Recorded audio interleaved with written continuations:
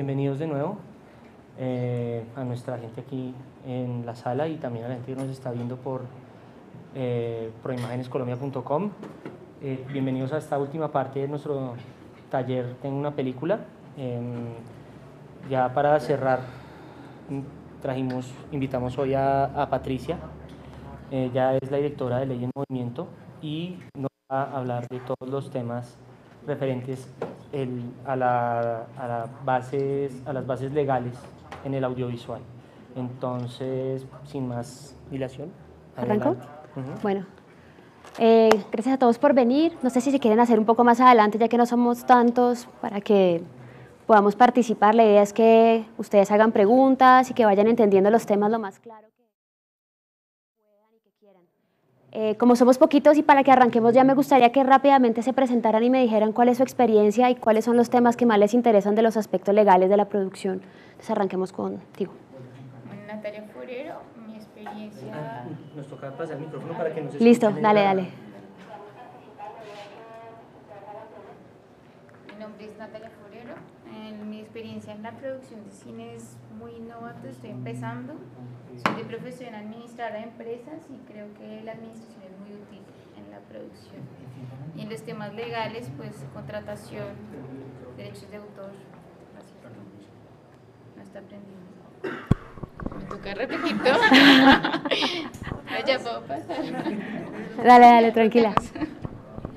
Hola, yo soy Paloma Sánchez.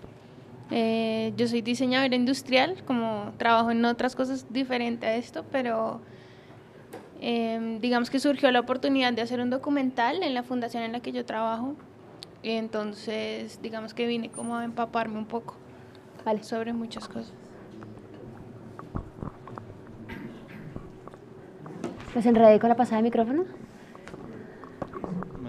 Mi nombre es Miguel Sanguña, pues normalmente trabajo como en cine, en producción de campo y asistencia de dirección. Y pues sí, básicamente lo interesante ahorita es como la parte de las contrataciones y los derechos. Okay. Mi nombre es Alejandro Rey, soy director de Trince Cinema, es una compañía productora, distribuidora y gestora audiovisual. Estoy vinculado al medio ya desde hace bastante tiempito y he tenido experiencia pues en producción, realización y guiones. El último año he estado trabajando en distribución, básicamente distribuyendo películas latinoamericanas en el mercado norteamericano y en América Latina para televisión, internet y derechos derivados, y pues todo el tema de contratación y de aspectos legales, derechos de autor, toda la cadena legal pues es de interés primordial para nosotros. Trabajo en la misma empresa, soy Claudia Sánchez y pues de todas formas uno teniendo experiencia también tiene unos vacíos que es necesario tenerlos y tener todo claro, porque pues, distribuyendo y también produciendo películas se necesita tener todo muy claro y contablemente y laboralmente. Gracias. ¿Ustedes sí oyen cuando se presentan? Sí. Buenas tardes, soy Lynn Suárez, soy estudiante de cine y televisión. Quisiera que me aclararas un poquito sobre los derechos patrimoniales y los morales, porque pues la universidad con nosotros ahorita, nosotros tenemos un proyecto de tesis y ellos se van a quedar con el 50% de los derechos patrimoniales. Ese tema es chévere, listo. Fernando Galindo, escritor, libretos, televisión y docente.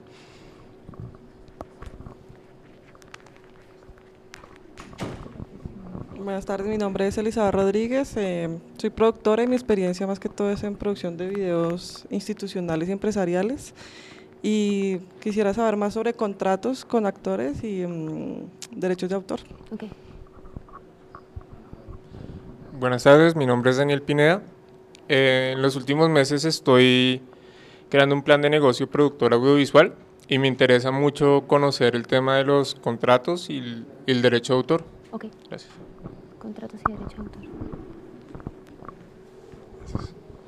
Buenas tardes, mi nombre es Felipe Castro, yo soy productor y guionista y pues estoy muy interesado en mantener correctamente la cadena legal de las producciones y especialmente este año que estoy manejando proyectos que involucran mucha gente y quiero pues, no perder de vista esos aspectos legales. Perfecto. Hola, mi nombre es Cristian. Mi experiencia ha sido en el cortometraje, documental y videoclip. Me interesa la parte de derechos de autor porque en estos momentos estoy relacionado con algo de libretos. Okay. Bueno, hola, yo soy Iván Reina, soy productor, estudiante de cine también y me interesa también la parte legal y de derechos patrimoniales para las producciones que tengo pensadas hacer este año. Bueno, mi nombre es Alejandro Acero, yo soy administrador de empresas, estudio cine también y me interesa también empaparme, por supuesto, de los aspectos legales, ya que este campo de la producción me interesa mucho. Listo. Bueno, entonces les pedí que se presentaran también para saber cuál era el nivel del grupo. Hay cosas que seguramente los que tienen más experiencia ya sabrán y los que no. Entonces vamos a empezar desde un nivel muy básico y a medida que vamos viendo cómo van, pues vamos así subiendo el nivel. Lo de la advertencia legal es importante porque es importante que sepan que esto no es una consultoría, ¿no? Aquí las preguntas que ustedes hagan, tratemos de mantenerlas sobre temas muy genéricos. Si tienen preguntas muy puntuales, por ejemplo, el tema de los derechos morales y patrimoniales se puede contestar, pero ya cuando tengan casos muy puntuales, tratemos de no extendernos mucho porque en Cali nos pasó que nos quedábamos contestando preguntas de casos muy particulares durante 20 minutos y eso hace que no tengamos mucho tiempo y es un tema muy extenso. Entonces me comentaban que ustedes vieron esta mañana la importancia de formalizarse. No sé si tienen preguntas sobre eso, porque esa era un poco la primera parte de lo que les iba a comentar, que el cine es un negocio de riesgo. Entonces, ¿cómo minimizarlo? Me imagino que ya hablaron sobre todos estos temas de formalizar empresa, me corrigen si estoy equivocada, y les dieron las figuras legales y todo eso para las recomendaciones. Sí, digamos, todas esas figuras no. Listo, entonces vamos a hacerlo breve y ustedes me van diciendo cómo lo ven. Básicamente empezamos con el tema de emprendimiento porque hacer cine es hacer una empresa. Cada película es una empresa. Cada película tiene que tener un gerente, cada película tiene que tener un contador, cada película tiene que tener un equipo de trabajo. Idealmente cada película tiene que tener asesores en diversos temas. Entonces cuando hablamos de hacer cine no es solamente juntarnos un par de amigos o un grupo de amigos a hacer un proyecto audiovisual, es realmente gestionar un proyecto empresarial. Aquí hablamos de las entidades competentes, Cámara de Comercio, Bogotá Emprende, bueno, Bogotá Creativa ahora, Superintendencia de Sociedades y DIAN, porque esas son las entidades a las que ustedes pueden acudir para asesorarse. Bogotá Emprende es gratuita, Bogotá Creativa también es gratuita, entonces aquí pueden, digamos, recibir esa orientación sobre las figuras legales. Cuando yo hablo de estatutos y de la asesoría legal, se los digo porque he tenido mucha gente que ha llegado a la oficina con estatutos bajados de internet y creo que eso es algo que se está dando mucho en el medio audiovisual por la informalidad. Entonces quiero decirles por qué es importante que los estatutos, si saben qué son los estatutos de una sociedad, o es, digamos, el documento constitutivo de una empresa, tienen que buscar la asesoría legal. Les pongo el ejemplo de la SAS. Aquí todo el mundo estará interesado en saber cómo funciona la SAS porque los amigos tienen la SAS y es la figura más común y más utilizada para constituir empresa. Pero el objeto social ustedes tienen que redactarlo con calma y juiciosamente, se pone ahí. Porque lo que pasa cuando ustedes bajan los estatutos de internet o cuando cogen los estatutos de otra persona o cuando no evalúan con calma cómo quieren y para qué quieren que hagan constituir su empresa, pueden tener un objeto social que no les va a funcionar. Entonces, ¿cuál es el ejemplo básico? La SAS normalmente dice que ustedes pueden poner en el objeto social todo lo que sea lícito. Entonces hay gente que simplemente coge los estatutos de internet, lo complementa con la información general y van y lo registran en la Cámara de Comercio. ¿Eso por qué no nos funciona? Porque, por ejemplo, para la Ley 2, que acaba de sacar Proimágenes y la Comisión Fílmica Colombiana, te exigen tener dentro del objeto social un punto que diga que ustedes ofrecen servicios cinematográficos. Si eso no está escrito en el objeto social de sus estatutos, se van a quedar por fuera de las posibilidades que da esa ley. Entonces es importante que cuando ustedes entren en el momento de constituir su empresa, no tomen el tema de los estatutos como algo rápido y algo sencillo y algo que simplemente copio de alguien más. Tienen que redactarlo con mucha calma. Les pongo el código SIU porque dependiendo del código SIU que ustedes, de las actividades que ustedes seleccionen, cuando ustedes elaboran los estatutos, idealmente con su abogado o con un asesor, cuando ustedes van escribiendo las actividades, cada actividad se marca dentro de lo que se llama el código SIU. Entonces, cuando ustedes elaboran el objeto social, o sea, lo escriben, van a la Cámara de Comercio, lo registran, con base en lo que ustedes escribieron, ustedes tienen que determinar una actividad principal y 4 actividades secundarias. Y eso es lo que los va a llevar a pagar los impuestos con base en lo que ustedes escribieron. Entonces, ¿qué pasa cuando ustedes toman estatutos de un amigo o no los hacen juiciosamente?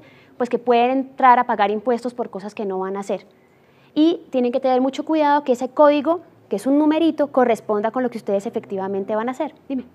Ahí entró, precisamente en ese tema del código, entró una duda que quedó vacía, no fue resuelta totalmente en la charla anterior, y es que precisamente siendo la realización de cine, la producción audiovisual, un proceso que va desde un punto A, que es la parte creativa, la creación de una cuestión creativa, hasta una cadena de producción industrial, comercial, que llega hasta la distribución de una película, no hay un código específico que defina eso. Hay Entonces, varios códigos. O sea, cuando tú te pones a mirar el código SIU, tienes el código de realización audiovisual, tienes el código de exhibición de material audiovisual, tienes el código. Entonces ahí te va a pasar un poco lo que te pasa cuando registras una marca. No sé si aquí alguien ha tenido la experiencia de registrar una marca, pero tienes que mirar, lo mismo que aquí el código SIU, miras la clasificación de NISA. Son cosas un poco arbitrarias porque finalmente nosotros no elaboramos el código SIU ni elaboramos la clasificación de NISA. Nos tenemos que sujetar a lo que ya está, digamos, formulado. Entonces el ejercicio del productor o del empresario ahí es analizar muy bien el código para determinar realmente a qué te vas a dedicar principalmente y tratar de buscar el código que más se ajuste a lo que tú vas a hacer. Obviamente habrá actividades que se van a quedar, porque por ejemplo cuando ustedes redactan el objeto social hay personas que redactan 15 páginas de objeto social porque quieren cubrirlo todo para poder llegar a hacer todo en algún momento con la empresa, y eso es algo lógico. Pero tienes que escoger 4 actividades en las que te vas a centrar.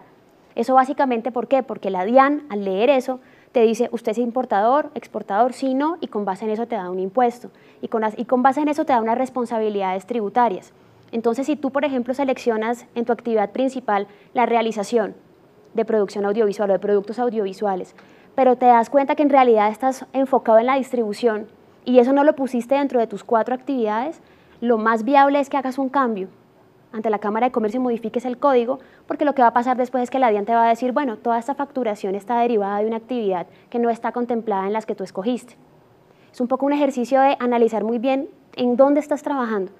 Pero si tú ves el código SIU, creo que las actividades que están enmarcadas en audiovisual están bastante desglosadas, por decirlo de alguna manera.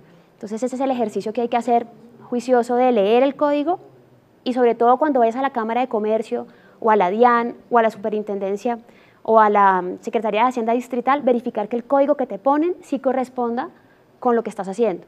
Porque puede haber un error de digitación como el de un cliente que tuve que llevaba 3 años y estaba como fabricante de zapatos.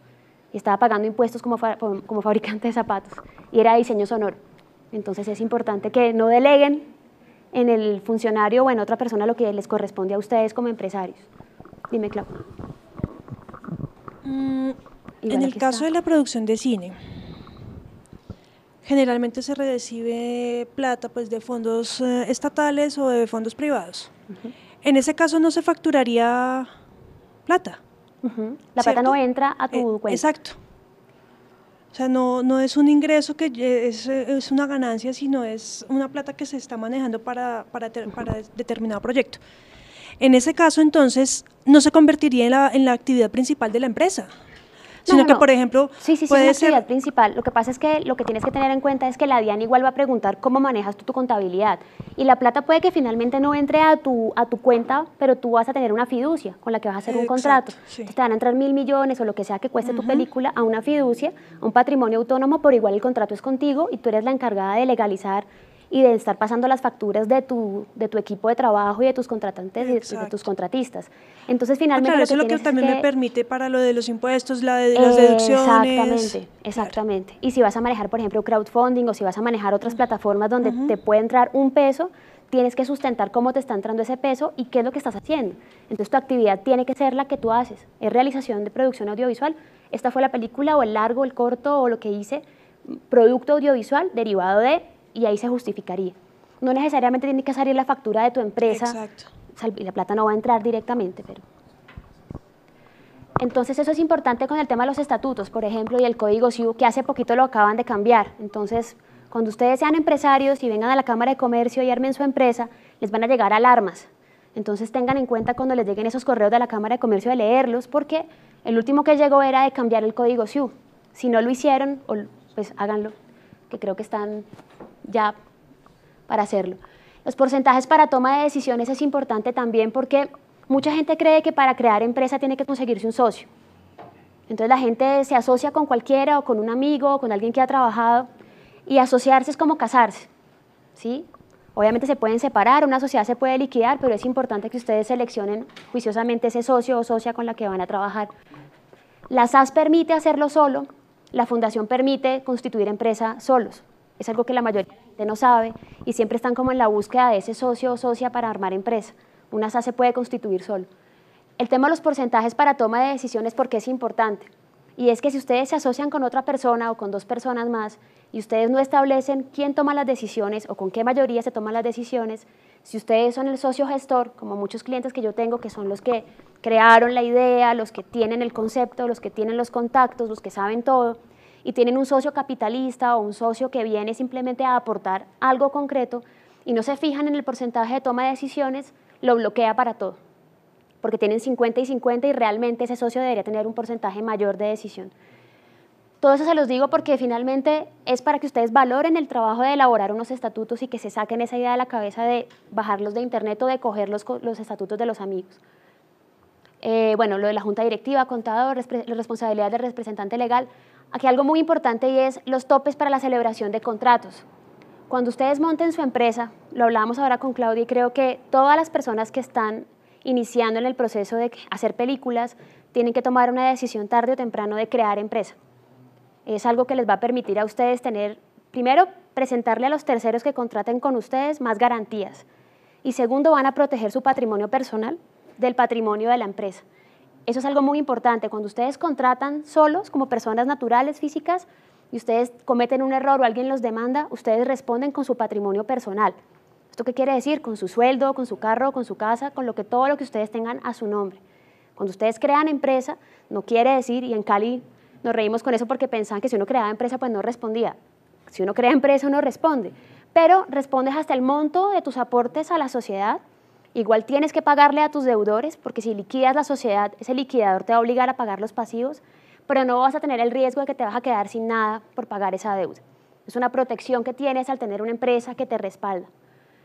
Estas responsabilidades y los topes para la celebración de contratos es básicamente lo siguiente. Cuando ustedes armen una empresa y ustedes sean el representante legal de esa empresa y estén asociados con alguien más, es bueno que ustedes tengan un tope para celebrar contratos, ya sean ustedes los representantes o su socio o socia sea la representante legal. ¿Esto qué quiere decir? Pongan un tope máximo para que esa persona no obligue a la empresa por un monto mayor sin que les pregunte a ustedes. Es decir, que ciertas decisiones pasen por Asamblea General de Accionistas, o sea, que todos los socios estén de acuerdo. Este tope puede ser de 50, de 60, de 100, de 500 millones, dependiendo de lo que ustedes consideren que ya sea demasiado para que el representante legal lo haga solo. Si ustedes no ponen eso, el representante legal podrá celebrar cualquier contrato y ustedes no podrán después alegar que no sabían. Entonces intenten siempre poner un tope para que las decisiones importantes con relación a esta celebración de contratos pasen por una Asamblea General de Accionistas. Asamblea General quiere decir que se reúnen todos los accionistas de una empresa. ¿Hasta ahí vamos bien? Dale. Una compañía puede tener, pues tiene un representante legal. Sí. Pero en cualquier caso puede especificar en los estatutos que el subgerente u otra persona, otro socio, puede obrar también como representante legal. Tú puedes ser un representante legal y un suplente y puedes tener para cada proyecto un gerente del proyecto. Pero digamos que lo importante es que desde los estatutos tú tengas unos topes. Cuando no eres tú el único representante, pues cuando no eres un solo accionista.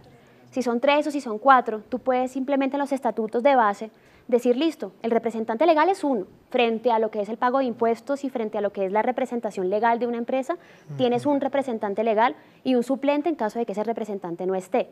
Ahora, ya dentro de tus reglas de juego y dentro de tu marco organizativo de tu empresa, tú puedes tener otros gerentes por proyecto, pero el único realmente frente a la DIAN y frente a terceros que tiene la posibilidad de firmar contratos es el que tú denominaste representante legal o su suplente en caso de que éste no esté. ¿Eso debe estar especificado en los estatutos? Sí. Se puede modificar, pero por reforma estatutaria.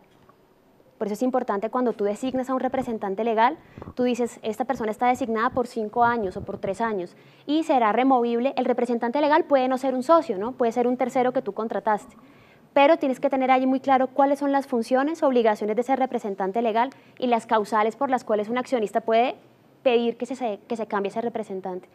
Por eso es bien importante que él tenga unos topes, porque como él puede obligar a la empresa frente a terceros, y si vos no le pones un tope a los contratos, pues esa persona puede celebrar contratos por 1.000, 2.000, 3.000 millones sin consultarle a los demás accionistas.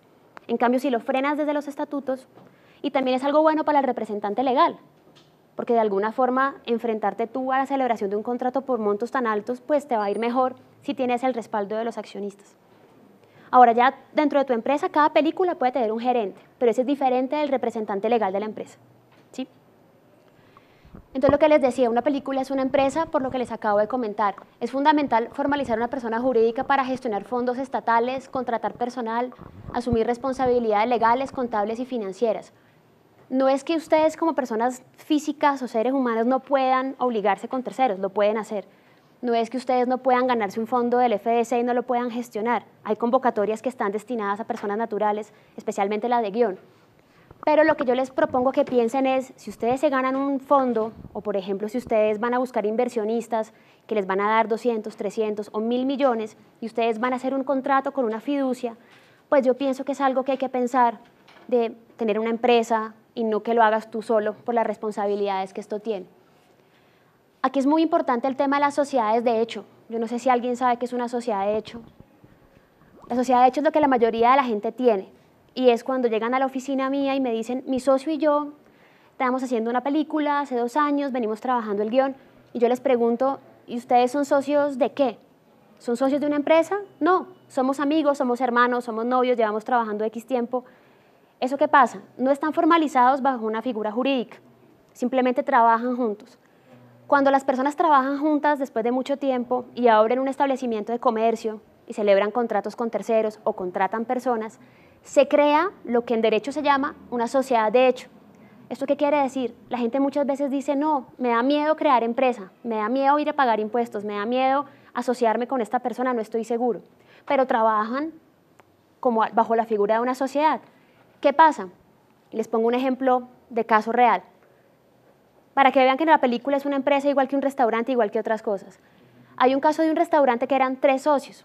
Esas personas llevaban trabajando 5 años. Habían sacado un establecimiento de comercio. Esas personas tenían proveedores, era un restaurante que funcionaba muy bien, que tenía bastantes clientes. Esas personas un día se pelean y quieren acabar todo.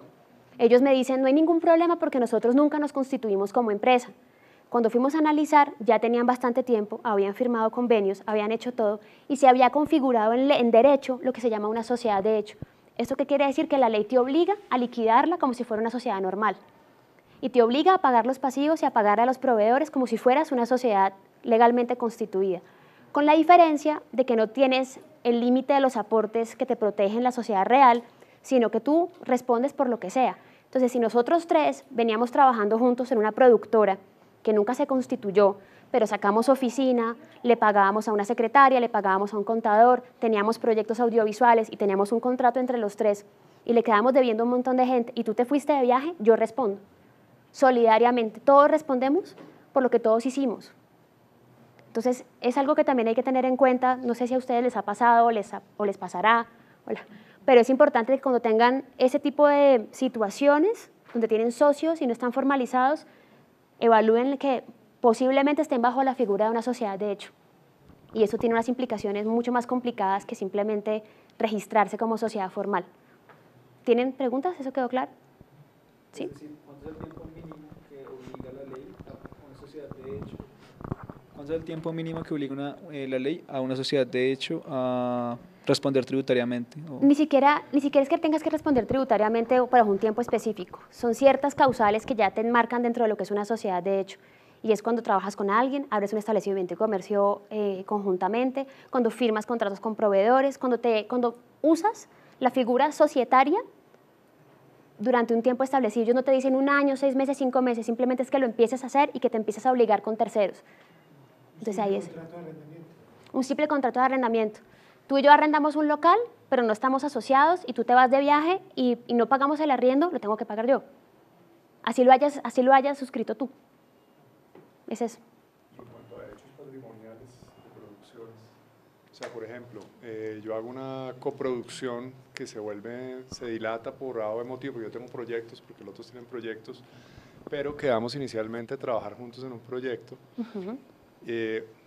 Anunciamos que trabajábamos juntos en esto y lo otro, y digamos, se sobreentiende que estamos trabajando juntos, pero no hemos llegado como a formalizarlo. Sí. ¿Eso se convierte en una especie de unión temporal o de consorcio? No, la unión temporal se tiene que formalizar bajo unos tipos específicos o sea, tienes que formalizarlo bajo el tema el Código de Comercio, que tiene unas pautas exactas para configurar una unión temporal. El tema de los derechos patrimoniales te me estás adelantando un poco, pero para responderte tu pregunta, para que tú puedas ceder los derechos patrimoniales de algo, tiene que ser por contrato solemne, o sea, tiene que ser por un contrato autenticado. Esa es, digamos, la exigencia que tiene la ley para que algo realmente pueda cederse a alguien más. Por eso es muy importante cuando hablemos de quién es el productor, esa figura de tú y yo somos productoras o somos los 5 productores, pero no tenemos empresa, cuando a ti te cedan los derechos de algo, se los tienen que ceder a alguien en particular. No te los puedes ceder a una abstracción que no está constituida, porque en ese caso lo que vas a tener es que la cesión no está clara. Y ahora vamos a ver por qué cuando no se define la figura del productor tienes un enredo tenaz. Pero básicamente cuando son derechos patrimoniales, o sea, cuando tú trabajas con un socio, no se han formalizado y van a empezar un proyecto bajo esa figura que no está clara y le van a comprar un guión a alguien o van a hacer una sesión de guión, ahí tienes que definir quién va a ser el productor, una cabeza, ya sea física o una empresa, pero uno. ¿Vale? ¿Y es un documento? Tiene que ser un contrato de cesión o un contrato de opción de compra o un contrato de obra por encargo, que ya lo vamos a ver, pero firmado por la parte que va a asumir la responsabilidad y autenticado ante notario. Es una exigencia legal. Dime. Bueno, cuando tú dices que uno queda protegido por una empresa de acuerdo al porcentaje por el cual es responsable al interior de la misma, no significa que en el momento de responder yo no tenga que hacerlo con mi capital privado, ¿no es verdad?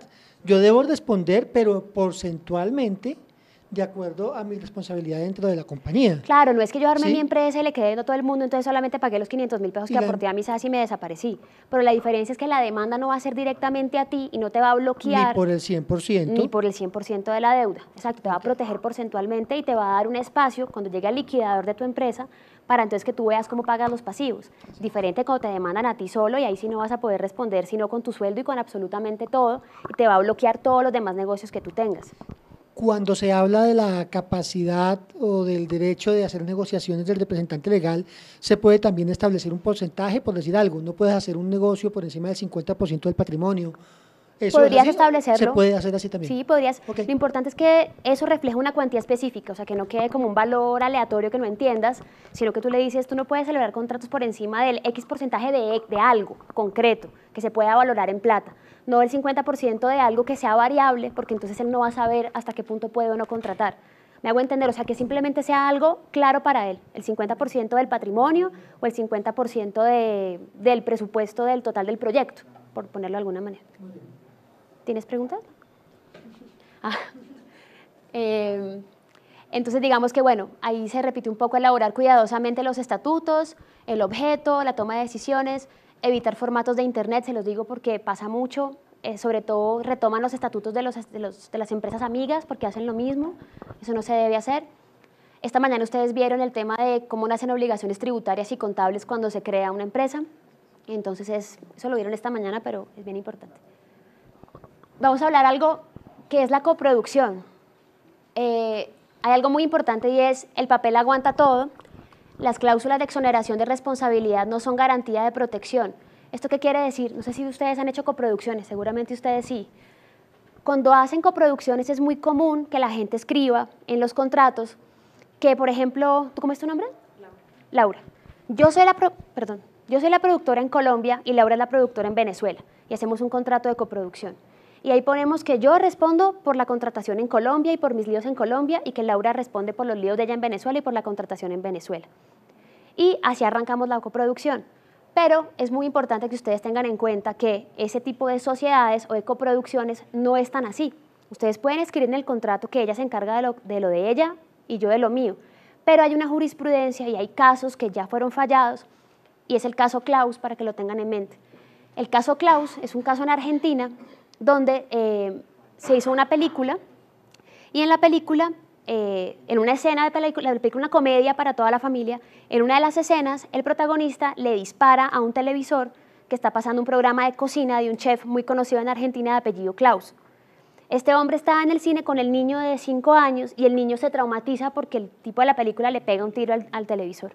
Él demanda a los productores de esta película y gana el caso, y resulta que todos los coproductores y todas las personas vinculadas en calidad de productores terminaron pagando el valor de la demanda, porque perdieron. Demandaron a la totalidad. Entonces, ¿qué dice el caso? En Colombia no ha habido un caso que se haya fallado igual, pero eso ya abre un precedente a nivel iberoamericano que hay que tener en cuenta. Y lo que dice el caso es interesante, el fallo del juez, es que cuando ustedes coproducen, cuando yo escojo a Laura como mi coproductora, yo tengo que hacer un análisis de ella quién es, si es éticamente responsable, por qué la seleccioné, por qué ella va a ser mi socia, por qué vamos a hacer una película juntos, porque si ella comete un error me puede perjudicar a mí.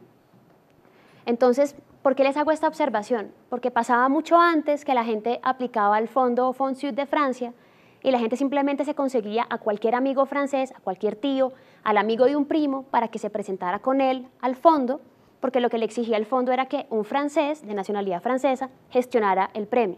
¿Qué empezó a pasar? Pues que tenían un montón de gente, zapateros, yo qué sé, con empresas de otro tipo, gestionando fondos de cine. Entonces, ¿qué pasó hoy en día? Los franceses dijeron, no más con esto, vamos a sacar una lista de productores autorizados que efectivamente se dedican a la producción audiovisual y ustedes tendrán que entenderse con este personal autorizado para que dejemos esto. ¿Eso qué quiere decir para que me tengan, para darle como un cierre de claridad a esto? Las coproducciones también se pueden asimilar a una sociedad.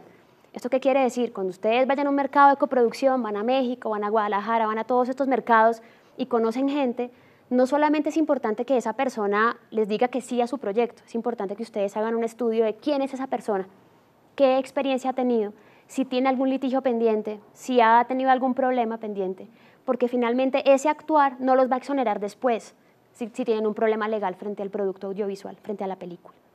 ¿Sí? Sí. Pero para el caso Klaus, quien decidió fue un juez argentino y la legislación fue argentina. Total, eso te digo, es un precedente iberoamericano, pero entonces les tengo que hacer una aclaración porque creo que es importante aclararles. Pero bajo la legislación argentina, Sí, no bajo la legislación del otro coproductor de España o de Francia. Claro, pues que eso fue lo interesante, la coproducción era internacional. La coproducción era internacional y el contrato, cuando ustedes hacen un contrato de coproducción, ustedes tienen una legislación que protege el contrato, que generalmente es la legislación del país donde se rueda. Y ustedes pueden tener coproductores internacionales, pero si se determina que hay una violación de derechos de autor, en este caso que fue un fallo realmente sin precedentes, el juez falló de forma que todos los coproductores, siendo que tenían productores fuera de Argentina, tuvieron que responder. Ahora, seguramente ellos al interior, para responder esta demanda, seguramente repitieron contra el productor argentino y ahí vieron cómo pagaron según los porcentajes de participación de la película. No fueron a pagar todos por partes iguales. Pero ahí lo que es importante es que cuando tú pones legislación vigente en un contrato de coproducción, ese es el juez que va a fallar y es el que va a determinar quién responde por esa violación a los derechos de autor. Y acuérdate que los derechos de autor son protección universal. Los derechos de autor, digamos, y eso es algo que he debido, porque no hemos entrado al tema de derechos de autor propiamente, pero nosotros estamos regidos por convenios internacionales y por tratados internacionales que nos manejan a todos. O sea, Colombia no es autónomo en cómo maneja los derechos de autor en la región. Colombia tiene que supeditarse a unos convenios donde ya se ratificó su participación. Entonces, Iberoamérica, casi que todos los países de Iberoamérica, por no decir todos, ya tenemos ratificados los convenios de Berna, tenemos ratificados los convenios de ADPIC, tenemos todo esto. Entonces, es lo mismo si tú eres argentino y yo colombiana y violamos los derechos de autor de una persona, básicamente por todos esos tratados internacionales, ambos estamos incapacitados de alegar que no sabíamos, porque estamos regidos bajo los mismos normatividad internacional. Entonces, eso es bien importante porque la gente piensa que los derechos de autor es una cosa como súper sacada nueva y no, los derechos de autor arrancaron en 1709 con el Estatuto de la Reina Ana. Esto fue en Inglaterra, cuando recién cuando se creó la imprenta. La publicación, sí. Exacto, que fue cuando se creó la posibilidad de repetir o copiar un documento. Entonces estamos hablando que es algo que se ha venido gestando. ¿Pero respondí a tu pregunta? No, es importante porque, mira, Pues en este caso pues, lo cobijaba la ley argentina. En este caso. Uno coloca una cláusula que dice que para el caso de cada productor lo regirá la legislación de cada país. Pero es que ese es y justamente... en caso de algún conflicto, es que eso regirá el Tribunal de Arbitramiento de Ibermedia. Claro, pero es que eso es lo lindo, problemas. eso es lo lindo del derecho de autor, y es que justamente lo que dice el papel aguanta todo, es que tú en un contrato puedes poner absolutamente todo, y ahora, lo que te decía al comienzo, en Colombia no ha habido la experiencia de que se haya fallado un caso así. Por lo general se dice, el coproductor francés responde por las obligaciones laborales en Francia y el coproductor colombiano responde por las obligaciones laborales en Colombia. Pero cuando hablamos de derechos de autor y de violaciones de derechos de autor, por ejemplo, este fue un release de imagen o un tema de autorización de usar una imagen en la película, es algo que ya se excedió de lo que es territorialmente protegible. Estamos hablando de algo que está enmarcado. Entonces es interesante porque la gente dice, no, que el coproductor francés haga lo que quiera ya con su gente y yo me encargo de lo que es acá. Pero a nivel de imágenes, a nivel de releases, a nivel de música, a nivel de todo esto, tenés que tener en cuenta que todo lo que tú accedas, apruebes para que aparezca en tu película, te genera una obligación. Ahora, obviamente puede haber una controversia igual a esta y el juez puede fallar con que el argentino es el que paga y tú no. Pero este precedente es un precedente que tú encuentras en todos los libros importantes porque te genera. Me imagino que estaba escrito en el guión. Claro, y lo que decía el juez, que fue interesante, era que decía que no había excusa de que nadie hubiera visto que eso iba a pasar. Por eso lo sentenció a todos, porque los coproductores internacionales dijeron, no, pero es que yo no hice el release con el señor Klaus. Pero el juez le dice, no, señor francés o señor español, es que usted sabía en el guión desde el comienzo que allí iba a aparecer el señor Klaus haciendo su programa de cocina. De todas formas, uno cuando es coproductor también tiene que tener claras esas cosas y ser también un poco como exigente y ver que, exacto, radical. Tiene el contrato, muéstremelo. Tiene eso, va a pasar esa escena, muéstremela. Porque también en ese caso entonces también lo perjudicarían a uno, porque por omisión de uno puede uno entrar a cosas mayores. Te quería hacer una pregunta, es que Alejandro estaba diciendo que en los contratos a veces se pone que lo regirá el Tribunal de Ibermedia, ¿es correcto? ¿Se podría poner así? Normalmente tú tienes que escoger. Lo que pasa es que me imagino que en ese contrato que tú me hablas me estás hablando de la gestión de un fondo que viene únicamente de Ibermedia y que esa va a ser el contrato de coproducción entre dos países que pertenecen al área iberoamericana y que pertenecen al Ibermedia. Claro que si tú metes a un tercero que no pertenezca a Ibermedia, no, pues no sirve de nada. Correcto. Eso es una selección que tú puedes hacer ahora por costos. Muchas veces lo que la gente hace es que si el rodaje va a ser en Colombia o si la mayoría del crew está en Colombia, se escoge un tribunal de arbitramiento con sede en Colombia. Eso es una decisión que es importante porque quién va a viajar y quién se va a mover para solucionar. En el caso de distribución de películas, ¿tendría que ponerse el tribunal de arbitramiento colombiano? El tema de distribución de películas es un tema particular porque tú lo que vas a hacer es... Si quieres hablamos de eso ahorita, pero tenemos justo un caso ahorita de distribución porque finalmente lo que tú tienes que mirar es exactamente dónde vas a hacer la distribución. Por ejemplo, yo tengo un caso de un distribuidor francés que lo que hace es que coge las películas colombianas y las lleva a un circuito de cine independiente en Francia. Este contrato de distribución va a ser diferente de lo que puede ser un contrato de distribución de lo que ustedes me están planteando. Completamente diferente. Tienes que ver el ámbito donde va a alcanzar a tener esa distribución, digamos. ¿Tú tienes una pregunta?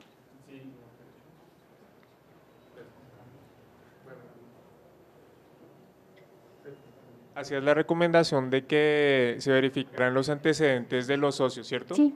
Digámoslo así, aquí en Colombia solo se puede consultar en general Cámara y Comercio. Otras cosas, sí, pero quiero decir, ¿quién podría hacerlo en el caso de otros países y en Colombia? ¿Uno solicitar toda esa información o hacerlo básicamente, a través de un abogado? Sí, no, básicamente yo cuando te digo de revisar los antecedentes no es algo como muy agresivo de si estás en la lista Clinton o no. Es simplemente indagar con otras personas del medio, por ejemplo, si vas a contar. Exacto. Bueno, para empezar, googlear, ¿tiene una página web? ¿No tiene una página web? ¿Qué dice esta página web? Si mando un email, ¿me contestan o no? Si el señor es mexicano y tengo un amigo en México, preguntarle por esa persona. Las comisiones fílmicas también te pueden dar información sobre la persona. Hay muchas herramientas y más con internet donde tú puedes ver si esa persona pertenece o no, por ejemplo, a una mesa de gremios o si pertenece a un sindicato o si pertenece a X lugar que te permita que te facilite una información sobre esa persona. De todas formas, en Colombia, en Cámara y Comercio te van a decir si está o no inscrita, pero tú puedes, por ejemplo, pedir, lo que pasa es que ya es muy agresivo, pero tú sí puedes hacer ir a la comisión fílmica y decir, mira, voy a coproducir o estoy interesado en coproducir con esta persona, ¿qué me puedes decir? No a nivel de litigios pendientes, porque eso es información confidencial, pero ¿cuál es el manejo empresarial de esta persona? Es casi que como si me preguntara si te casas o no con una persona, pues, no sé, tenés que preguntar ella qué o él qué hace, exacto, pero es básicamente eso. Bueno, entonces, cuando hablamos del productor, no sé si ustedes tienen la misma pregunta que me hicieron en Cali, pero creo que es importante, creo que vos más o menos la estabas haciendo, y es, ¿quién es el productor de una película? Ayer me preguntaban cuál es la diferencia entre productor ejecutivo, productor asociado, productor de campo, productor delegado y productor. Básicamente lo que es importante que ustedes se lleven de aquí es que el productor cinematográfico debe ser uno, ya sea un ser humano o una empresa. ¿Eso qué quiere decir? Que hay un productor, ese productor de cine es el responsable de los aspectos organizativos y técnicos de la elaboración de una película y complementa la actividad creativa del director. Esa persona o empresa está a cargo de la contratación del personal, de la financiación de los trabajos y del contacto con los distribuidores para la difusión de la obra. ¿Esto qué quiere decir? Como vos me estabas preguntando, si yo trabajo con otro productor, pero no estamos asociados bajo una empresa, ustedes tienen que definir desde el comienzo quién va a firmar los contratos, quién va a ser el representante de esa película frente a terceros, porque lo que vas a tener es dos personas interactuando, dos personas negociando, dos personas hablando, y quién realmente se va a obligar. Entonces siempre tengan en claro, y eso es algo que parece obvio, pero no es tan obvio, hay mucha gente que llega a la oficina con casos y con procesos que llevan años y que no han definido quién hace qué. Yo sé que ustedes ya están más avanzados, pero se los digo porque pasa. Les pongo un ejemplo rápido. Hay un caso, dentro de muchos, de un equipo de 5 personas que conozco. 2 guionistas, una que es la productora, una que es la que hace las proyecciones financieras, y bueno, son 5. Estas personas llevan 3 años trabajando en una película, tienen ya varias versiones de guión, pero nadie ha tomado la decisión de ser el productor de esta película, porque a todos les da miedo firmar los contratos, a todos les da mamera revisar la contabilidad, nadie se quiere obligar financieramente con ese proyecto. ¿Eso qué quiere decir ahí? ¿Ahí qué hay? Nada. Ahí no hay nada. Pero una sociedad de hecho no han hecho un contrato. Ellos lo único que han hecho es aplicar a convocatorias y se han ganado premios para desarrollo y se lo ha ganado el guionista. Ahí básicamente, ¿quién tiene las riendas del asunto? El guionista es el único que tiene algo tangible, él tiene el proyecto en sus manos. Es el único que tiene algo. La productora es la que más hace, pero la productora no tiene contrato, nadie le ha cedido los derechos del guión. Entonces ella me dice, no, es que yo soy la productora del proyecto. En realidad no. En realidad lo único que hay es 2 guionistas y un guión registrado, no hay nada más. Entonces háganse la pregunta de cuando ustedes estén frente a un proyecto, ¿cuál es su función? ¿Soy el director? ¿Soy el productor? ¿Soy el guionista? ¿Soy todo? ¿Soy nada? ¿Participo o no participo? Crisis existencial. Correcto. Dale. O sea, esa función de productor puede estar tanto en el productor ejecutivo como en el productor general, si así se asumen. Es decir, el productor ejecutivo puede no firmar un contrato, pero seguir siendo el productor ejecutivo. Lo que pasa es que ahí viene como un tema del lenguaje, y en Colombia es que se le dice productor a todo el mundo y se ha empezado a crear un lenguaje donde está muchos tipos de productor. Entonces está el productor ejecutivo, el productor de campo, el productor delegado, el productor, etcétera, etcétera, etcétera. Tú le puedes poner productor a quien tú quieras. La realidad es que solamente debe haber un productor general, que es el que va haz de cuenta que es una pirámide, es el líder de este proyecto. Ese líder, sea una persona física o una empresa, puede contratar a un productor ejecutivo o a un productor de campo o a un productor delegado. En la teoría, ¿qué hace un productor ejecutivo? Busca la plata. La gente dice que es el que tiene la plata, puede que sea el que la tenga, que ahí sí se confundiría con un inversionista, o el que la va a buscar. Entonces, yo puedo tener una empresa y buscar a Laura, qué pena que te cogí a ti, a buscar a Claudia, que es una dura en relaciones sociales, ella conoce a todo el mundo, el sector empresarial. Entonces yo le digo a Claudia, yo quiero que tú seas la productora ejecutiva de mi película. ¿Cómo la contrato yo a ella? Tengo varias opciones. La puedo contratar como parte del equipo de la película con unos honorarios que ella me dirá, mi trabajo vale tanto. Puede ser plata, ¿sí? Mi trabajo vale 20 millones de pesos. O ella me puede decir, ¿sabes qué? Yo te cobro el 10% de lo que consiga, una comisión de éxito. Cada inversionista que yo consiga para la película que efectivamente me va a meter la plata, yo me quedo con el 10%. Y acordamos cómo va a ser el pago de ella. o simplemente participa con un porcentaje de la película. ¿Cuál es el error en Colombia? O que empezó a pasar, que todo el mundo empezaba a prometer porcentajes de la película. Entonces les pongo el ejemplo. A mí me llega el caso de unos niños que hacen diseño sonoro con un contrato de una película y me dicen, este es el mejor contrato del mundo, me van a pagar el 2% de lo que la película haga. Y estaban felices.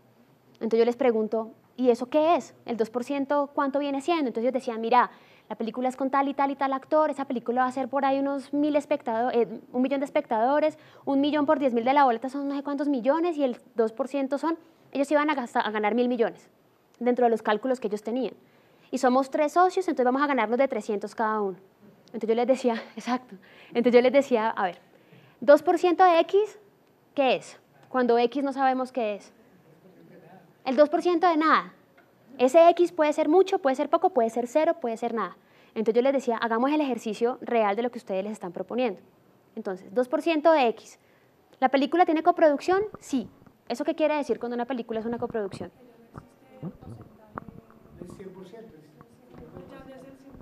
Exacto. Para los que no saben, una coproducción se formaliza cuando yo tengo el 100% de la taquilla en mi país y el otro coproductor internacional tiene el 100% de la taquilla en su país y el resto del mundo nos lo repartimos según los porcentajes que tenemos de la película.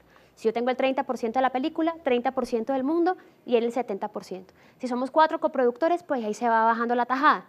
Entonces, cuando yo les hago la pregunta a ellos de, bueno, si son 4 coproductores y ustedes les están ofreciendo un porcentaje de la película en Colombia, ¿ustedes han indagado a quién más le han prometido ese porcentaje de X? Entonces, ¿qué resultó siendo? Que toda la gente que trabajaba en la película, como normalmente pasa, no había plata para pagar honorarios, el contrato era porcentaje de lo que hiciera la película. Ahora hay que tener en cuenta que lo que hace una película en Colombia hay que sacarle el 60% de lo que se queda al exhibidor, todos los impuestos, y de ahí ese neto es que se paga a los demás. Entonces imagínate tú con el 100% en Colombia y prometiste el 2, el 3, el 5, el 10, ¿a quién le pagas primero si la película no llegó a ese tope? Entonces, ¿qué tuvimos que hacer? Renegociar por un valor. Yo les decía, póngale un precio a su trabajo. Sea 5, sea 10, sea 20, sea lo que sea, póngale un valor. Entonces, esto es un poco para ustedes, cuando sean ustedes los productores de una película o cuando ustedes los vayan a contratar en una película, tienen que darle un valor al trabajo de los demás y a su propio trabajo. Entonces, puede que ustedes bajen el costo. Ustedes pueden decir, mira, yo cobro 20, pero te voy a cobrar 5 porque eres mi amigo, pero páguenle a esa persona eso, en vez de prometerle porcentajes de X. Teniendo en cuenta que la legislación le reconoce al productor los derechos patrimoniales, muchos directores dicen, bueno, por poner un ejemplo, yo soy el guionista, soy el director y también voy a ser el productor para que no sean los derechos patrimoniales y delego la producción en otra persona. Digamos, ¿qué riesgos tiene eso y tú recomendarías eso o no lo recomendarías? Mira, hay personas que hacen de todo, Orson Welles hacía todo. Pues si tú, es algo como muy básico lo que tú quieres hacer. Si tú eres el guionista de una película y vas a ser el propio director y también vas a hacer la labor de producción, pues es una labor gigantesca de hacerlo todo. Yo pienso que el tema del cine y de la empresa es crear un grupo de trabajo con el que tú tengas la confianza creativa, económica, legal y artística para gestionar proyectos a futuro. Si tú no confías en ese productor, hay que buscar un productor en el que confíes. Ahora, ¿cuáles son tus intereses frente a la película?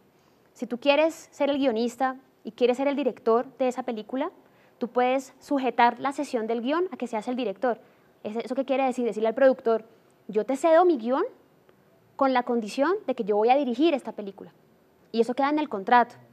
Porque lo que muchas veces pasa es que la gente dice, yo te cedo mi guión, yo soy el director, hacen un contrato simple de sesión y ya el productor cuando tiene el guión te dice, vos sos muy chévere y todo, pero la verdad es que yo quisiera que esto lo manejara alguien con más experiencia y es algo viable y es algo que puede ser la mejor decisión para la película. Voy a poner a fulano de tal que es un mejor director y tú de repente puedes ser un director asistente. Hay personas que se dicen, chévere, nunca he dirigido, voy a participar de esta manera y hay personas que se sienten robadas porque realmente lo que querían era dirigir. Entonces lo principal sería determinar qué es lo que tú quieres hacer con esa película. Si tú quieres gestionar, si tú por ejemplo tienes los contactos, tienes la gente en el exterior con la que puedas coproducir, si eres una persona con buenas relaciones empresariales, que tengas personas que te puedan invertir plata en tu película, lo que te digo es que vas a tener 3 universos gigantescos que asumir tú solo. Entonces las posibilidades de que algo salga mal son altísimas. Además que, bueno, a la hora de los honorarios vas a tener en tu presupuesto una cantidad de honorarios que van a ser todos para ti, que va a ser un poco difícil el nivel presupuestal de cómo te vas a pagar a ti la labor de productor, que debería ser así porque lo vas a hacer tú, pero va a ser complicado a la hora de gestionar la plata de un premio para pagarte 3 o 4 honorarios por función. ¿Me hago entender? Va a ser un poco difícil de contabilizar eso. Si tú tienes en un presupuesto productor, guionista, valor del guión, valor del honorarios de director, y todo va a estar en una sola cabeza, pues tienes que ser muy juicioso a la hora de sustentar y soportar ese trabajo para que realmente se demuestre que eso es lo que te tienen que pagar. Ahí, y más muchos otros problemas. Imagínate tú haciendo una revisión de guión, haciendo la dirección de una película y aparte de todo contestándole a un inversionista lo que pasó con su inversión o firmando contratos. Es algo realmente, creo que lo más importante es buscar un productor que funcione o crear una casa productora y contratar un equipo de trabajo que trabaje para ti, que eso es lo que otra gente hace. Steven Seagal tiene una empresa que le hace sus películas y él funciona así. Entonces, son varias oportunidades que tendrías para evaluar eso. Pero de pronto no hacerlo tú persona natural, solo las 3 actividades es demasiado. Dime. Lo que pasa es que la necesidad sí nos llevó y llevó a los directores y a los guionistas a ser productores de sus propias películas, que sobre el papel y sobre las responsabilidades es realmente uno el productor de la película como guionista y director, pero en la ejecución de las actividades y del oficio propio, pues uno tiene un productor, funciona y es productor hasta determinado momento. De ahí en adelante pues le toca, digamos que hasta el desarrollo del proyecto básicamente. Y después pues lo recomendable que tú dices de la empresa creo que es la mejor solución, porque uno es socio de esa empresa y esa empresa es la que lo va a respaldar. Pero sí, y es muy normal en América Latina que el guionista y el director sea el mismo productor de las películas. Correcto. Lo que no significa que uno ejerza la labor de productor en la producción, en el rodaje, en la postproducción. Pero digamos que es complicado también a la hora de tener en tu cabeza todos los derechos, porque vas a tener a un director que va a ser el guionista, que vas a negociar, esa misma persona va a negociar los derechos con el de la música, porque digamos que toda la cadena legal la va a tener él en su cabeza, o él en su persona física. Entonces tienes la opción de crear una empresa y de contratar personas en tu empresa que te ayuden con todo este tema legal, contratar un abogado, contratar un contador, contratar un economista, hacer un plan de empresa que te ayude a soportar el cargo de un proyecto. Pero digamos que idealmente ahí tendrías que ver cómo firmas los contratos. Lo ideal es casarse con una productora. O casarse con una productora. Bueno, crear una productora. Normalmente los directores creen que lo conveniente es casarse uno con una actriz. No, lo mejor es casarse uno con una productora y la productora le hace todo ese trabajo. No, básicamente tú tienes una opción, es crear tu empresa, una empresa productora, y que esa empresa productora haga tus proyectos, no solamente el de la película, sino otros proyectos, y que tengas un equipo de trabajo contratado por ti y que delegues en la cabeza de un productor, persona física, las labores de producción de ese proyecto en concreto. Pero lo que voy es, porque tu pregunta iba un poco encaminada a tú solito hacerlo todo, no puedes. Sí, es imposible. No es recomendable, porque las posibilidades de fallar son muy altas. Sí, voy a lo tuyo, es casi imposible que un director sea productor, porque cómo va a estar pensando en los actores y pensando en el catering y pensando, no se puede. Las posibilidades de incumplimiento son mayores. Pésima, porque no estaría concentrado totalmente el director en lo que tiene que hacer. Ahí sí. O sea, digamos que legalmente lo puedes hacer, legalmente puedes hacer lo que quieras. El cine colombiano ha sucedido, claro. Y en la época de Focine casi todos eran productores, con excepción de Lisandro Duque. Todos fueron productores de sus películas, Luis Alfredo Sánchez, Camila Lobo Guerrero, Luis Ospina, todos fueron, y pues que pregúntenle a ellos qué pasó. Terrible. Y lo que pasa también es, imagínate, lo que hicieron y el resultado está en las películas también. Claro. Ahí se ve en la pantalla. Lo puedes hacer, pero imagínate, por ejemplo, ahora con la llegada de inversionistas o de donantes por la primera ley, o de una posibilidad de un inversionista extranjero o de un productor extranjero, ¿qué garantías le puedes dar tú a esa persona que va a llegar a invertir en tu película que las cosas van a salir bien? Puedes crear, la recomendación sería evaluar la posibilidad de crear una empresa, de contratar un equipo que te apoye en esos puntos donde eres menos bueno o lo que te quieres dedicar menos, y que trabajaras por esa vía. pero no solo. Una cosita chica Sí. nomás, aquí desde el internet que nos están preguntando. Nicoquinesis. Una pregunta, según derechos de autor, ¿no se supone que los derechos de autor son de director, guionista, banda sonora, montaje y fotógrafo? No sé si eso se va a ver más adelante. Sí, es que no hemos empezado a hablar Ok, de derechos listo. de autor. No Dale. hemos empezado con eso. Pero sí, pues no. Dale. Es que si nos saltamos a derechos de autor, nos saltamos un montón de tiempo.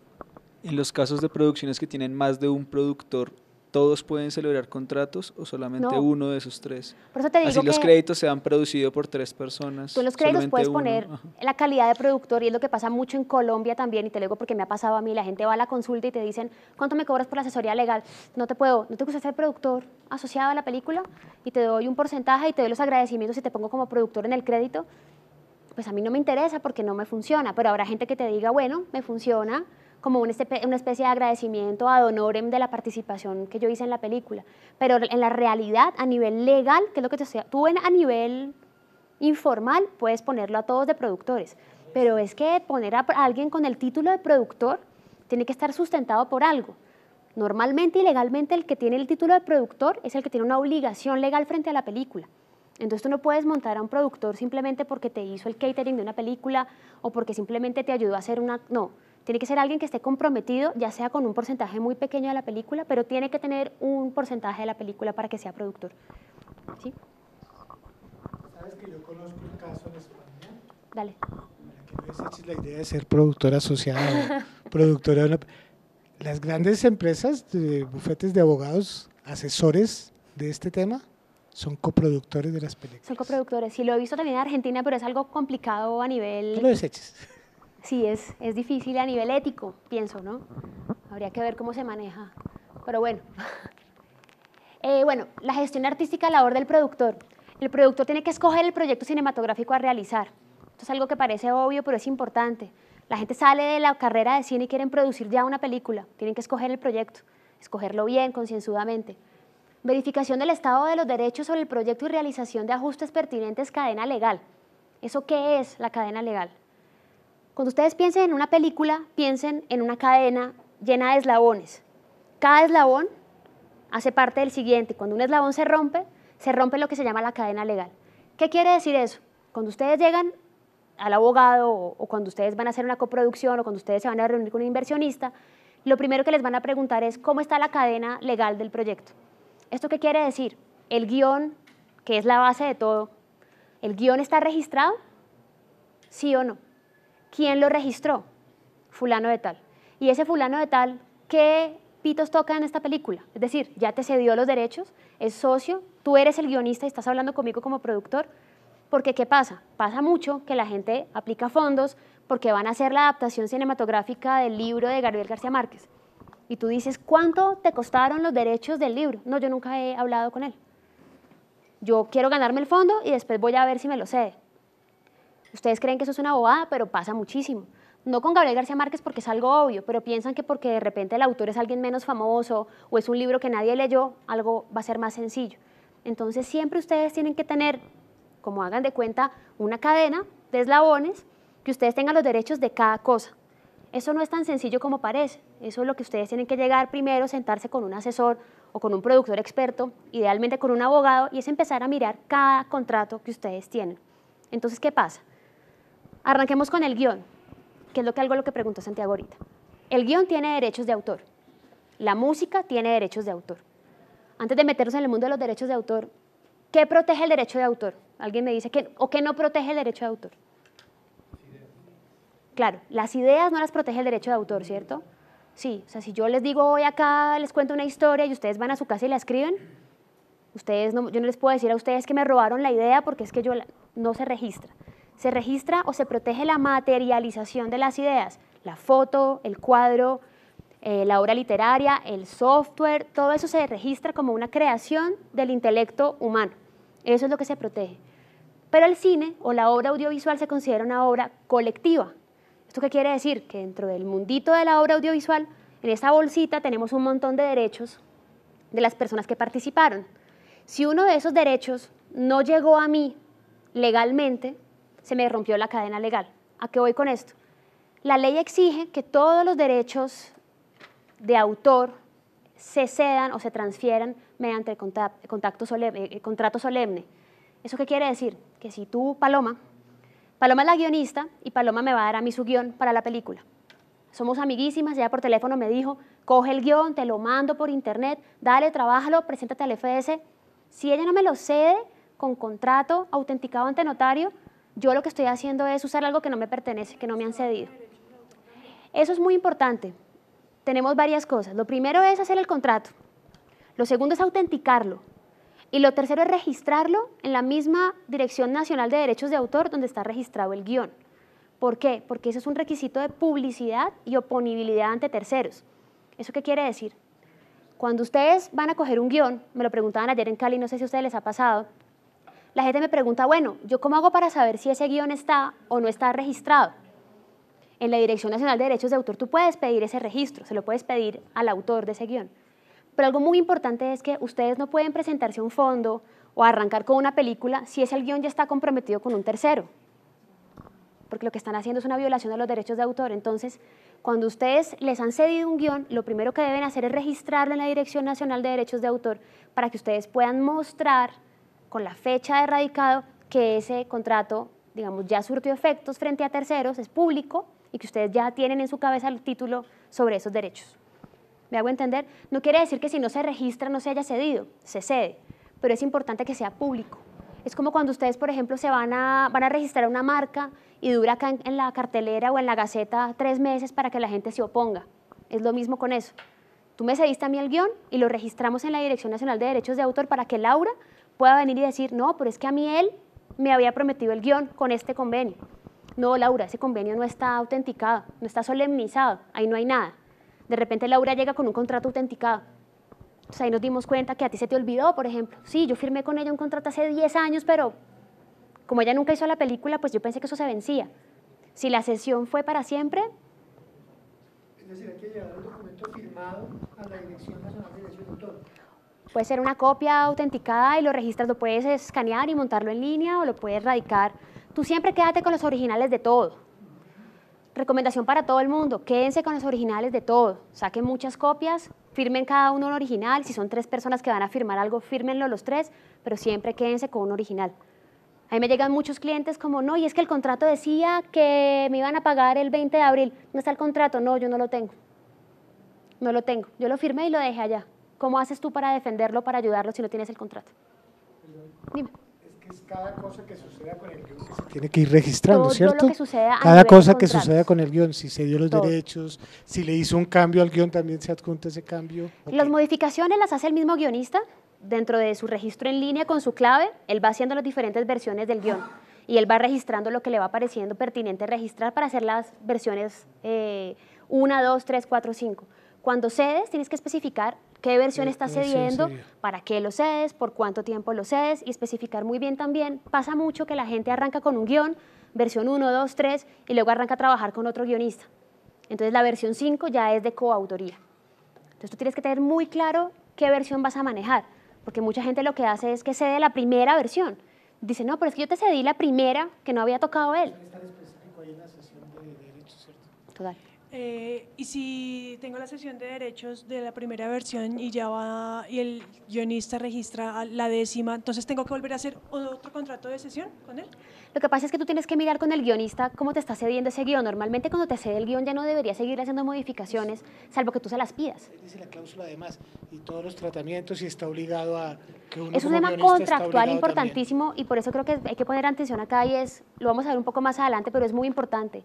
Los contratos que tienen que ver con sesiones, todos los contratos, por favor, eso con un abogado. ¿Por qué?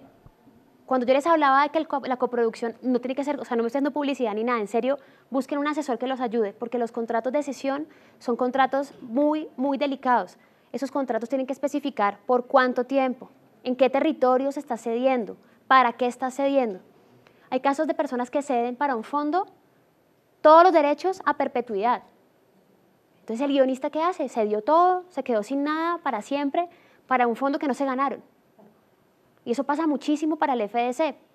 Está el guionista solito, tiene un guión, quiere aplicar al FDC, pero no lo quiere hacer solo por algún motivo, no quiere presentarlo solo. Se consigue a un amigo productor Y en el FDC le dicen, cédale los derechos al productor para que él pueda presentarse al FDC. Y ceden todo, a perpetuidad, para siempre, forever and ever, y nada hay que hacer ahí. Entonces tú ves ese contrato y dices, no había necesidad. Has podido simplemente hacer una autorización para el fondo y si te lo ganas, se elabora un contrato o se lo cedes en un territorio o lo cedes para una obra audiovisual de largometraje, por ejemplo. Los derechos sobre un guión son múltiples. Tú tienes derecho a hacer un cómic, a hacer una revista, a hacer un libro, a hacer una película, un corto, un largo, en blanco y negro, muda, aquí, allá, muchísimas posibilidades. Entonces la gente cuando sabe negociar un guión te dice, listo, yo soy guionista, Claudia quiere mi guión, ¿para qué lo querés? Para un largometraje, ficción, en Colombia, hablado, bueno, mi contrato te lo voy a hacer entonces para una obra audiovisual, de largometraje, de tantos minutos, dirigida por tal persona. ¿Eso queda libre si te piden para un libro, entonces ya lo tienes? O el remake.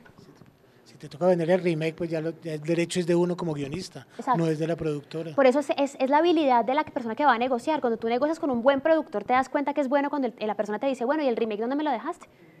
Yo quiero también el remake a nivel no solamente territorios también. Hay personas que también me llegan con contratos y dicen, no, mira, es que yo le cedía a esta persona a perpetuidad en todo el mundo. Y es un productor chiquito que acaba de graduarse de la universidad en Colombia. O sea, ¿qué posibilidades tiene realmente de hacer una película en todo el mundo? ¿Qué posibilidades tiene de realmente hacer un montón de productos? Pero igual, ¿esos contratos cuándo se pueden anular? Pues tú tendrías para anular un contrato, tendría que estar viciado el contrato dentro de sus requisitos elementales legales. ¿Qué quiere decir? Que el objeto sea causa ilícita. Esto no es ilícito, es una negociación pésima, pero no es ilícito. No estabas coaccionado para firmar. ¿Cómo se puede invalidar o anular un contrato? Un menor de edad. Pero tienes que tener una causal. Claro, tienes que tener una causal de terminación del contrato, que es lo que muchas veces no tienen.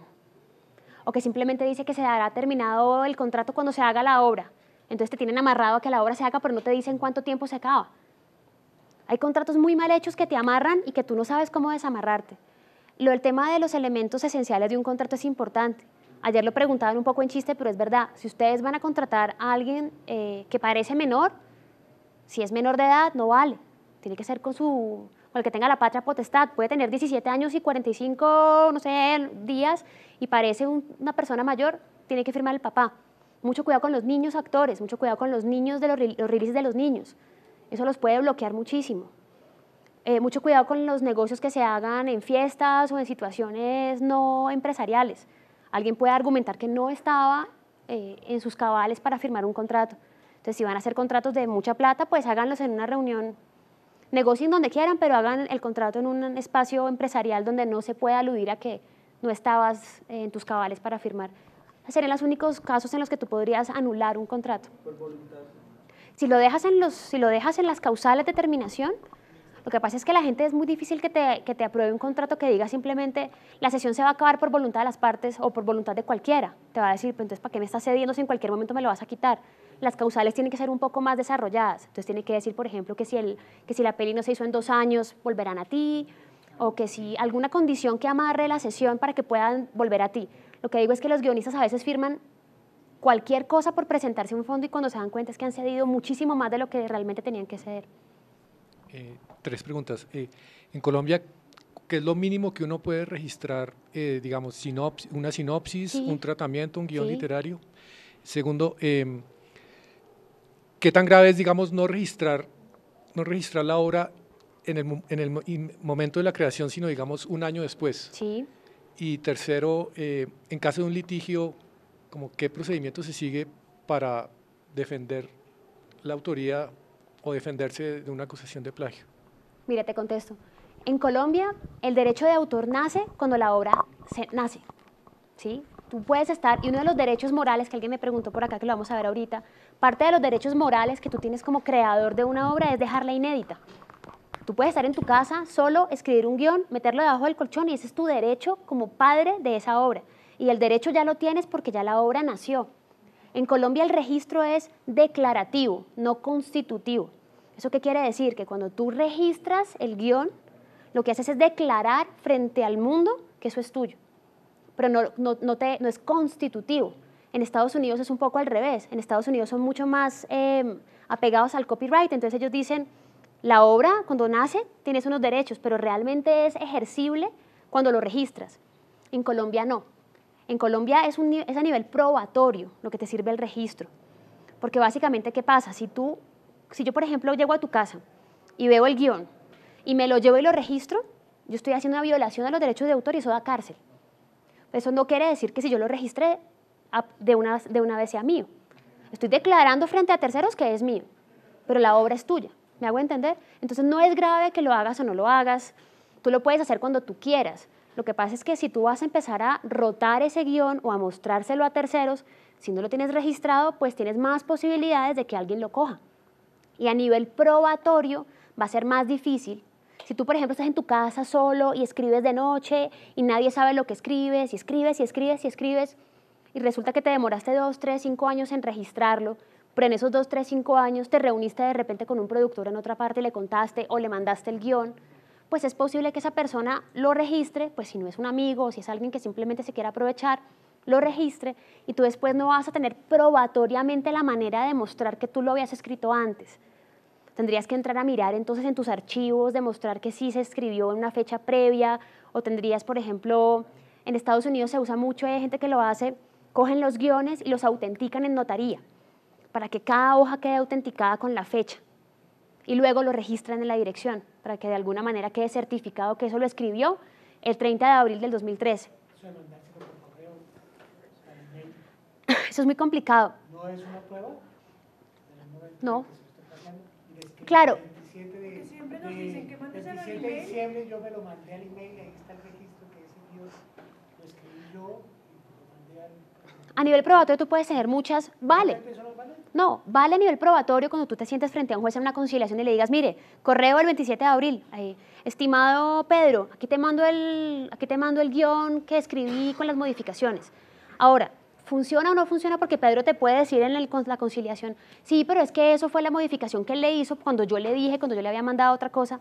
Entonces, mira, básicamente, ¿qué pasa? Es un tema probatorio. ¿Qué es lo mejor que tú puedes hacer? Acuerdos de confidencialidad. Entonces, estimado Pedro, antes de mandarte el contrato, te envío el siguiente documento para tu firma y luego te mando el guión. Entonces, ¿qué le mandas en el acuerdo de confidencialidad?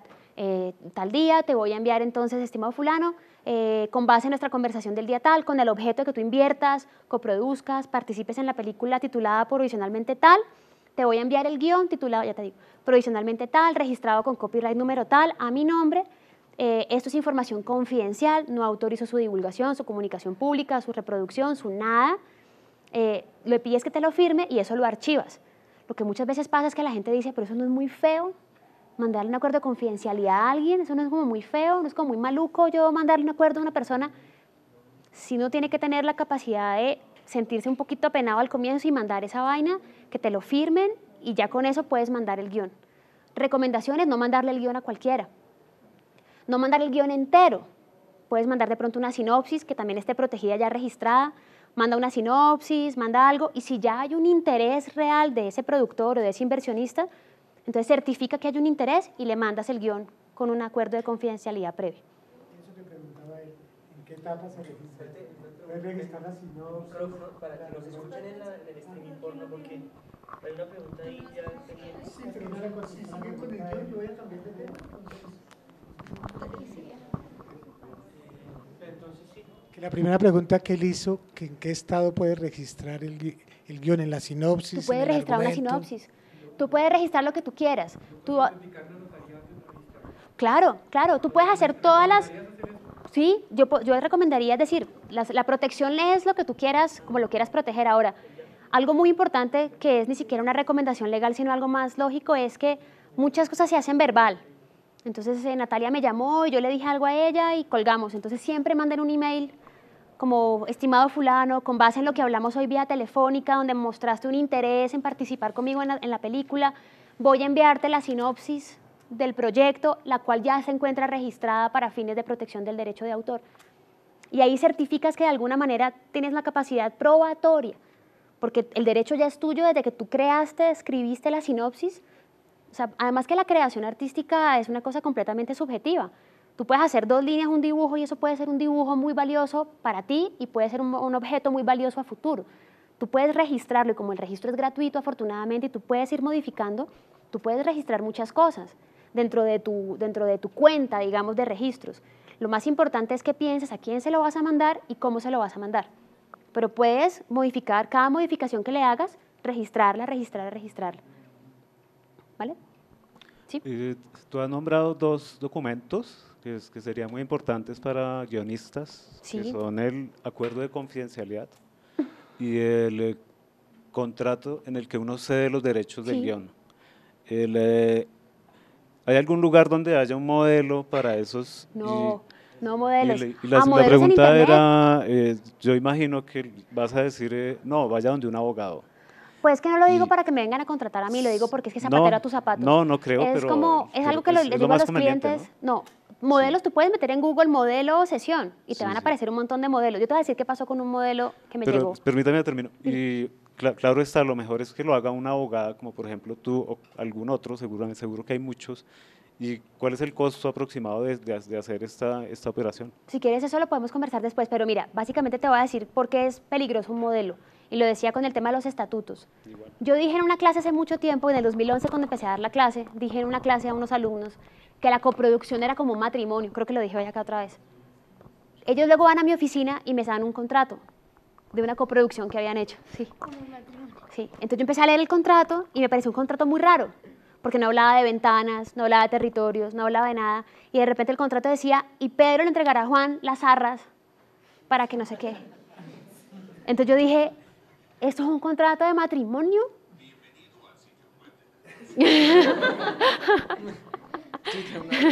Entonces yo le decía, y él me decía, sí, pero tú no me dijiste que la coproducción era como un matrimonio. Por eso nosotros cogimos esto. Entonces, obviamente, pues es un extremo lo que te estoy diciendo del modelo, pero la gente piensa que es tan fácil como bajar un modelo de internet y hacerlo. Si eso fuera así, créeme que no existiría nadie que estudiara Derecho, porque nadie se asesoraría. ¿Cuál es el tema de los modelos? Los modelos te van a dar unas pautas generales de cláusulas generales, que eso es muy importante que tengas. Por ejemplo, los elementos del contrato, las partes. Hay gente que firma un contrato, por ejemplo, con un actor y lo firma con el alias. Entonces, yo, Patricia Rengifo, contrato a Estrellita Moreno para que actúe en mi película. Estrellita Moreno no está plenamente identificada. Tiene que ser el nombre como está en su cédula, donde vive esa persona, alias, y su nombre artístico. Ese tipo de formatos te van a servir para tú darte una idea de qué es lo que tiene que decir un contrato, pero nunca debes coger un formato, un modelo de contrato para hacer tus propias cosas porque puedes cometer errores muy, muy complicados. ¿Vale? Los acuerdos de confidencialidad, por ejemplo, te pongo otro ejemplo. La información confidencial es una cosa que tienes que definir en el acuerdo. ¿Qué es información confidencial? La información confidencial es la información que no vas a encontrar en Internet, es la información que no vas a encontrar en el dominio público. Entonces, básicamente, ¿qué me pasó a mí una vez? Me mandaron, estábamos haciendo un proyecto, yo como parte del proyecto, y ellos me mandaban las cláusulas que ellos querían que yo pusiera en el acuerdo de confidencialidad. Era un proyecto que costaba 10 millones, un piloto para televisión. Y uno de mis amigos me manda un mail y me pone la cláusula de incumplimiento por filtración de la información. Entonces ponía, toda la información que se filtre con base en la negociación de este piloto conllevará el pago de 250 millones por cláusula penal. Entonces yo decía, ¿eso de dónde lo sacaste? No, fue un modelo que encontré que más o menos 250 millones es lo que se debe pagar por una filtración. Eso no tiene ni pies ni cabeza. Hay información confidencial que vale X plata, los perjuicios económicos son indeterminados, salvo que tú puedas determinar cuánto puede costar. Por ejemplo, si tú y yo estamos negociando una película, la información confidencial puede ser que yo te tengo que pasar a ti los estados financieros de mi empresa. Porque como alguien me preguntaba, ¿cómo puedo saber que esa empresa es viable? Le puedes decir de pronto, si la relación es muy cercana, déjame ver tus estados financieros del año pasado. Pues te lo pide el FDC, creo también. Te los piden algunos fondos. Alguien lo pedía en algún momento, los estados financieros, para nacionalizar. Exacto. Te piden los estados financieros. Esa es información que tú puedes considerar sensible de tu empresa. Entonces tú le puedes decir, te la mando, pero pilas ahí con cómo la filtras. Entonces, cuando tú bajas un formato de Internet, puede ser un acuerdo de confidencialidad que se rige para otra cosa. Entonces, cada acuerdo debe ser elaborado con base exactamente en lo que estás negociando. Y lo mismo la cesión. Un contrato de cesión no te puedes regir por 5 líneas donde tú dices, yo, Patricia, le cedo a Claudia el guión para que se presente a tal fondo. Un contrato de cesión debe tener muchos puntos que solamente te los puede dar un abogado que sepa con un abogado comercialista, pero que esté en conocimiento de lo que pasa en el medio audiovisual, diría yo que es importante. ¿Alguien más? Dime. Sí, yo voy a poner como un ejemplo bien particular, no sé si sea grosero, si después lo ignoramos, pero tengo varios casos, he trabajado como guionista varias veces y en cada, sí, de hecho 3 veces en largometraje y cada uno ha sido un caso así terrible, una experiencia horrible. El último, que está todavía en proceso, ocurrió más o menos así. Un amigo, muy amigo, director, confía mucho en mí, me dice, quiero que tú escribas mi primera película. Ah, bueno, ¿sí? Exacto. Entonces, para poderme dedicar, empezamos a trabajar muy informalmente, a botar ideas y cosas, nos pusimos más o menos de acuerdo y llegó un punto en que pues ya tenía que sentarme pues a escribir el primer borrador, porque ya habíamos hecho hartas notas, ya lo había convencido de unas cosas que me parecían, etcétera, y para poderme sentar a trabajar yo necesitaba como algo de dinero para… ¿Un anticipo? Sí, bueno, no fue un anticipo. Lo que hicimos fue, el papá de él no es productor, pero hicimos un contrato por prestación de servicios en donde ellos me piden un guión, ¿sí? De tantas páginas, de tal, no está el nombre, pero ¿Hicieron sí… un contrato de obra por encargo? No, así, o sea, se llama contrato de prestación de servicios. Ajá, entre él y, que es el papá de mi amigo, y yo. Okay. Empezamos a escribir el guión, empecé a escribir, o sea, digamos, ellos me financiaron un par de meses en el que yo me pude sentar y dedicarme a terminar el guión, lo terminé. Yo lo terminé y lo registré. No sé si eso, no sé si, tú ahorita decías que… ¿Me entiendes? O sea, dale. Hay ideas de los dos. Yo lo terminé y lo registré. Ellos quieren, terminé una versión, ¿no? Un primer borrador, y lo registré. Luego, pues, ellos ya como productores, sí, como familia, queriendo hacerlo, lo han llevado como a varias partes y lo han mostrado ya a varias personas. También quieren como incluirlo, como aplicar con él para fondos y demás, para lo cual me piden la sesión o la autorización. Exacto. Hay una para el fondo, que es la que se usó el año pasado, que es como muy escueta, que es una carta, que hay un modelo. Un formato chiquito, en donde yo digo, autorizo a esta persona a que presente mi guión, ¿cierto? Es lo único que hemos hecho. Por ahora los derechos siguen siendo míos, o con ese contrato de prestación de servicios el guión ya es de ellos, o cómo es ahí la cosa. Pues mira.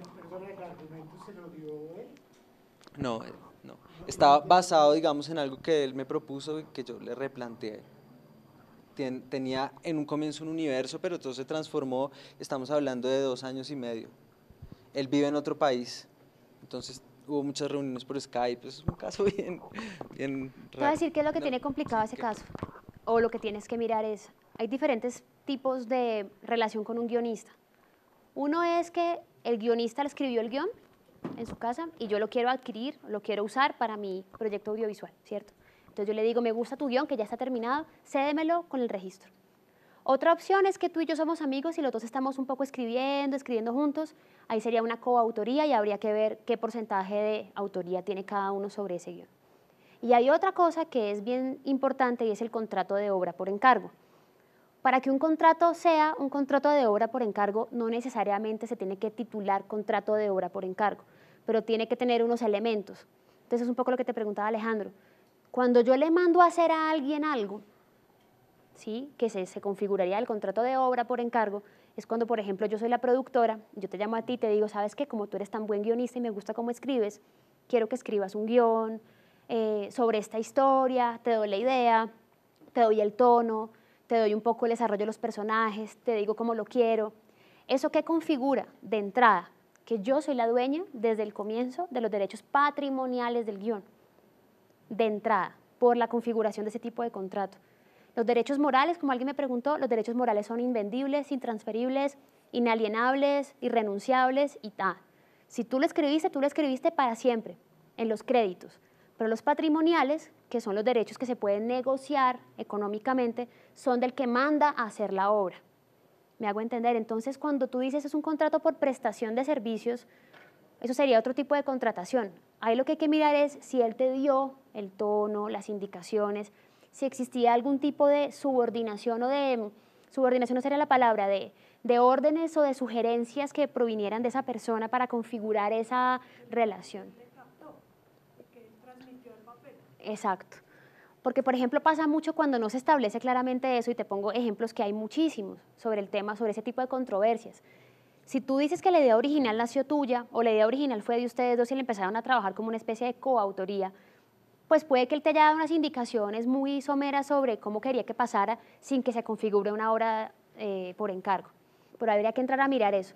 Si estamos bajo la figura del contrato de obra por encargo, tú tendrías que haber cobrado desde el comienzo la plata que te correspondía para escribir ese guión, que es lo que le pasa a muchos guionistas cuando no conocen esta figura. Llega un productor, te dice, Claudia, quiero que me escribas un guión porque confío en tus cualidades como escritora, quiero que el guión sea cómico, te doy todas las indicaciones y te voy a pagar 5 millones. Ella tiene que saber que ese es el único pago que ella va a recibir de eso. Porque lo que muchas veces pasa es que la gente piensa que lo que va a hacer es que lo va a poder ceder después, o que lo va a poder negociar después. Entonces la gente lo hace por muy poco. Entonces la gente dice... Ese tipo de contrato, o sea, cabe lo que sea. Digamos, en el anterior me decían que debía ser, o sea, estaba escrito que lo íbamos a escribir bajo las condiciones de la directora, en este caso.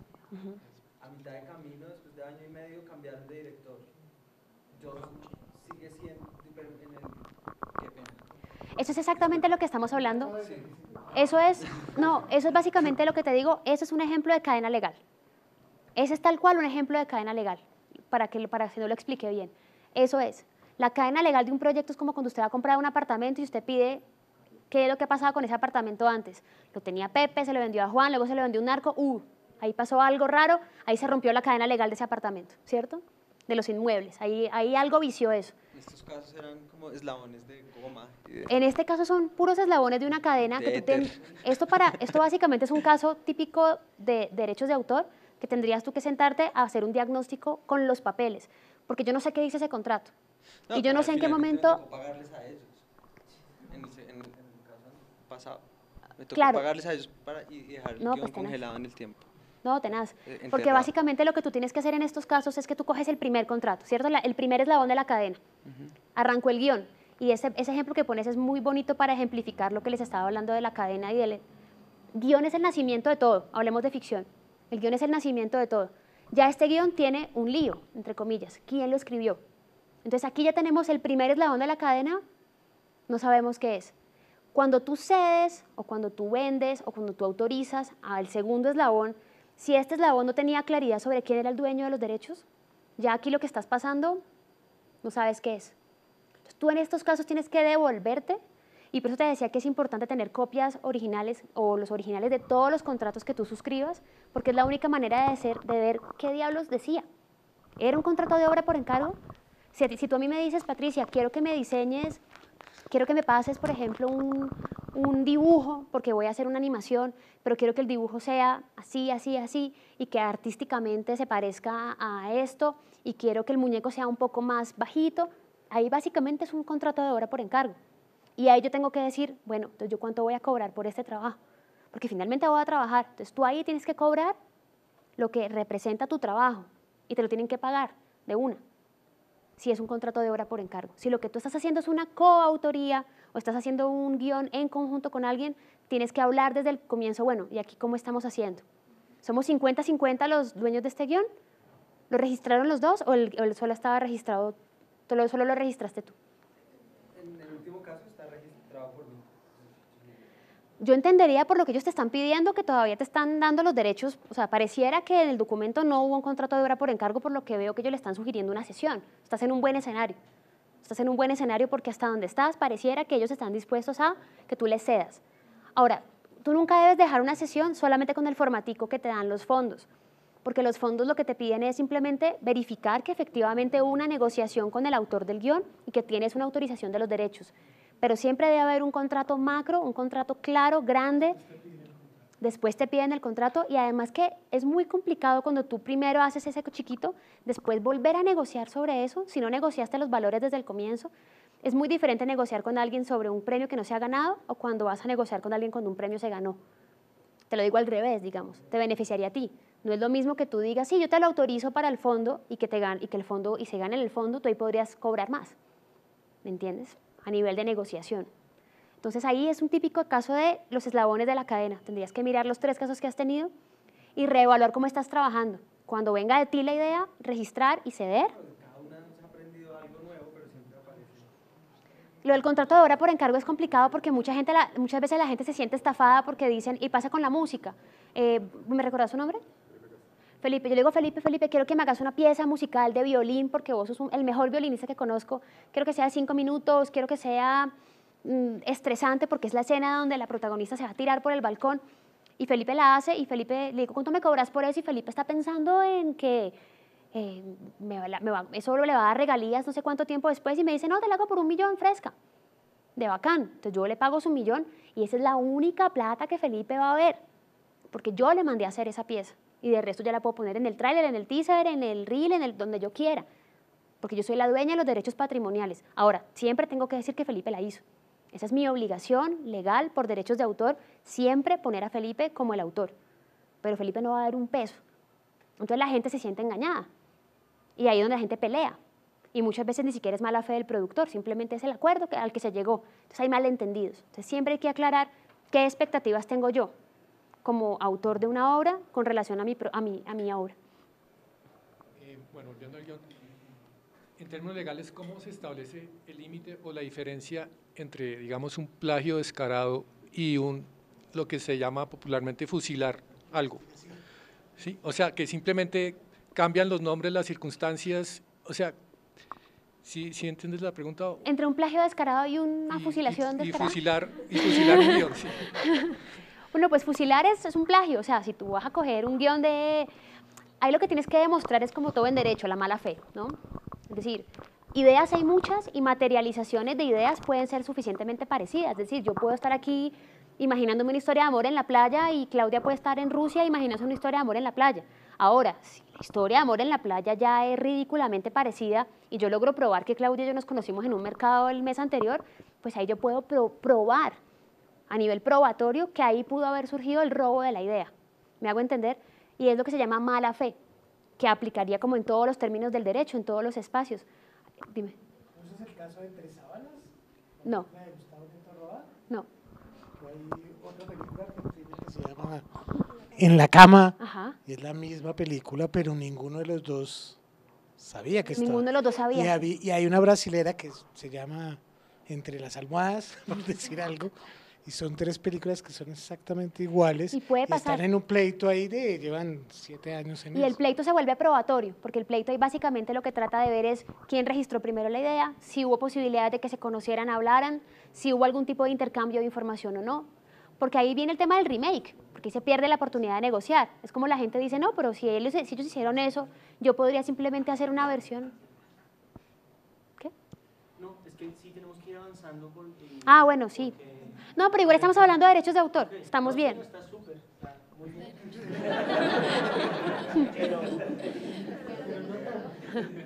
Hay 100.000 cosas más.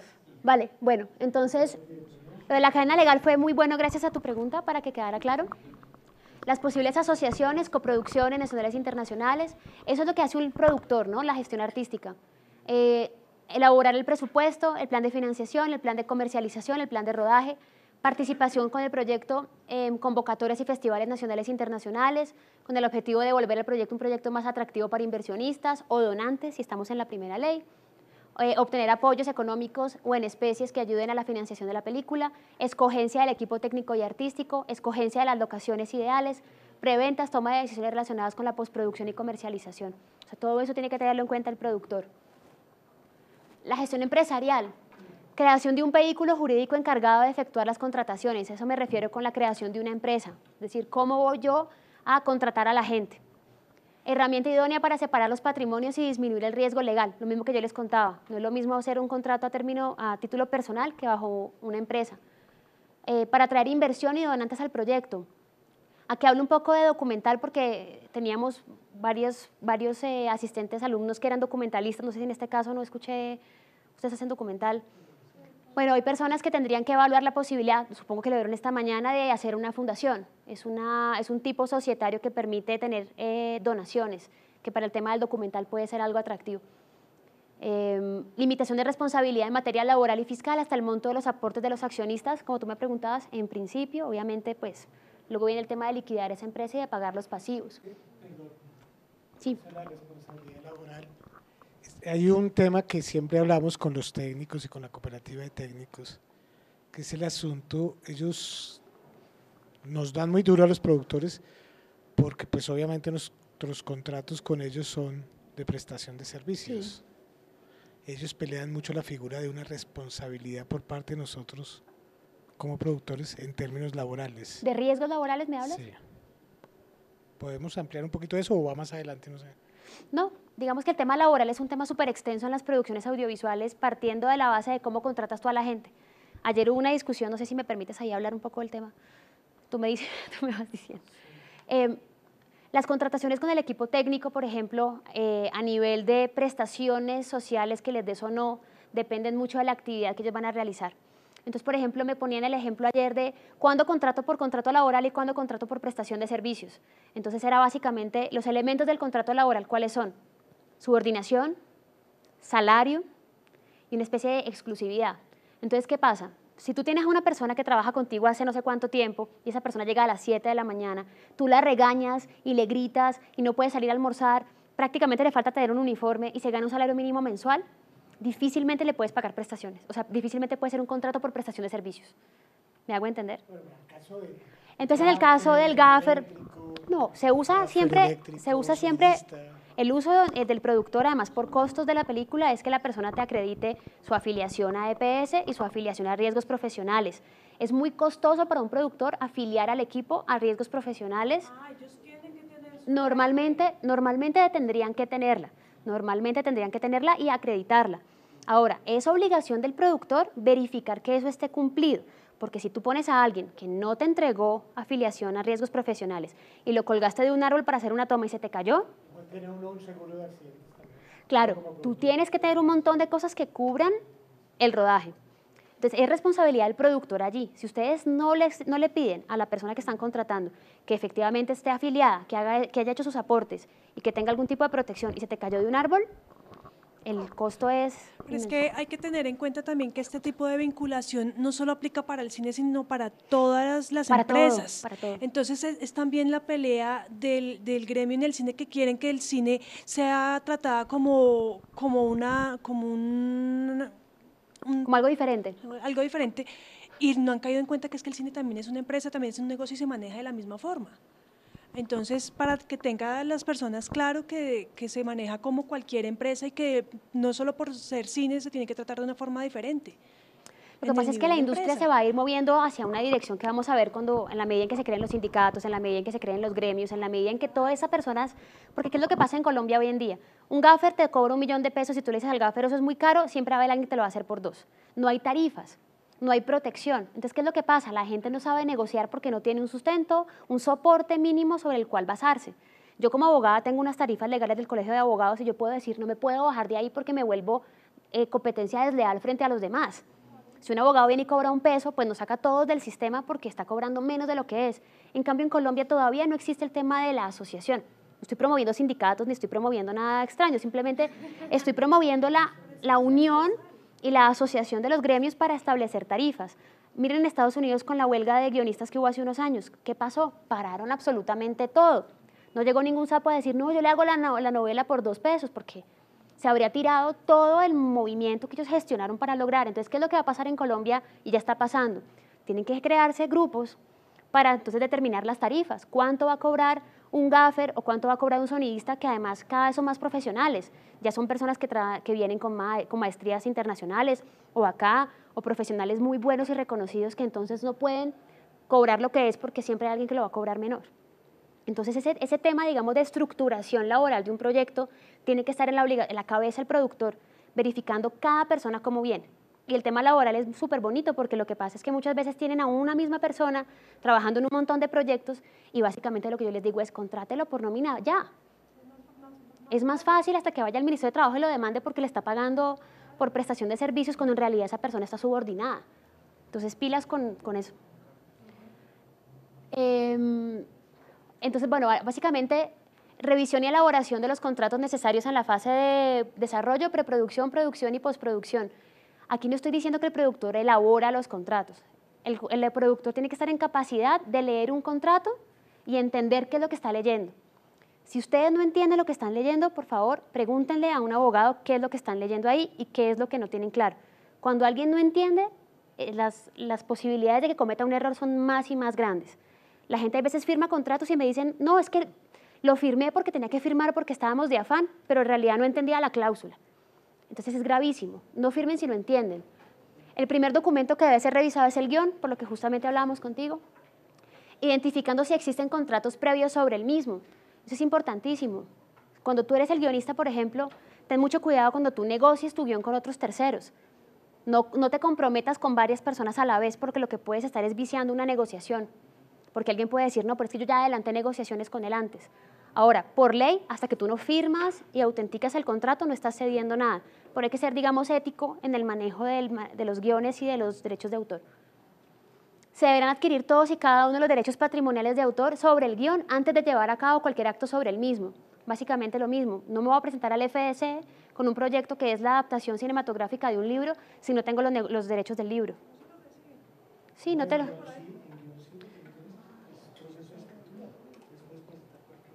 Pero entonces es perder el tiempo. Una vez la empresa productora ostente todos los derechos sobre el guión, esta será la encargada de celebrar todos los contratos con los intervinientes en la producción. Es decir, la empresa productora o la cabeza productora tiene que tener en su dominio los derechos de autor de la película. Aquí básicamente deberán celebrarse posteriormente los contratos de cesión de derechos con el director, por ejemplo.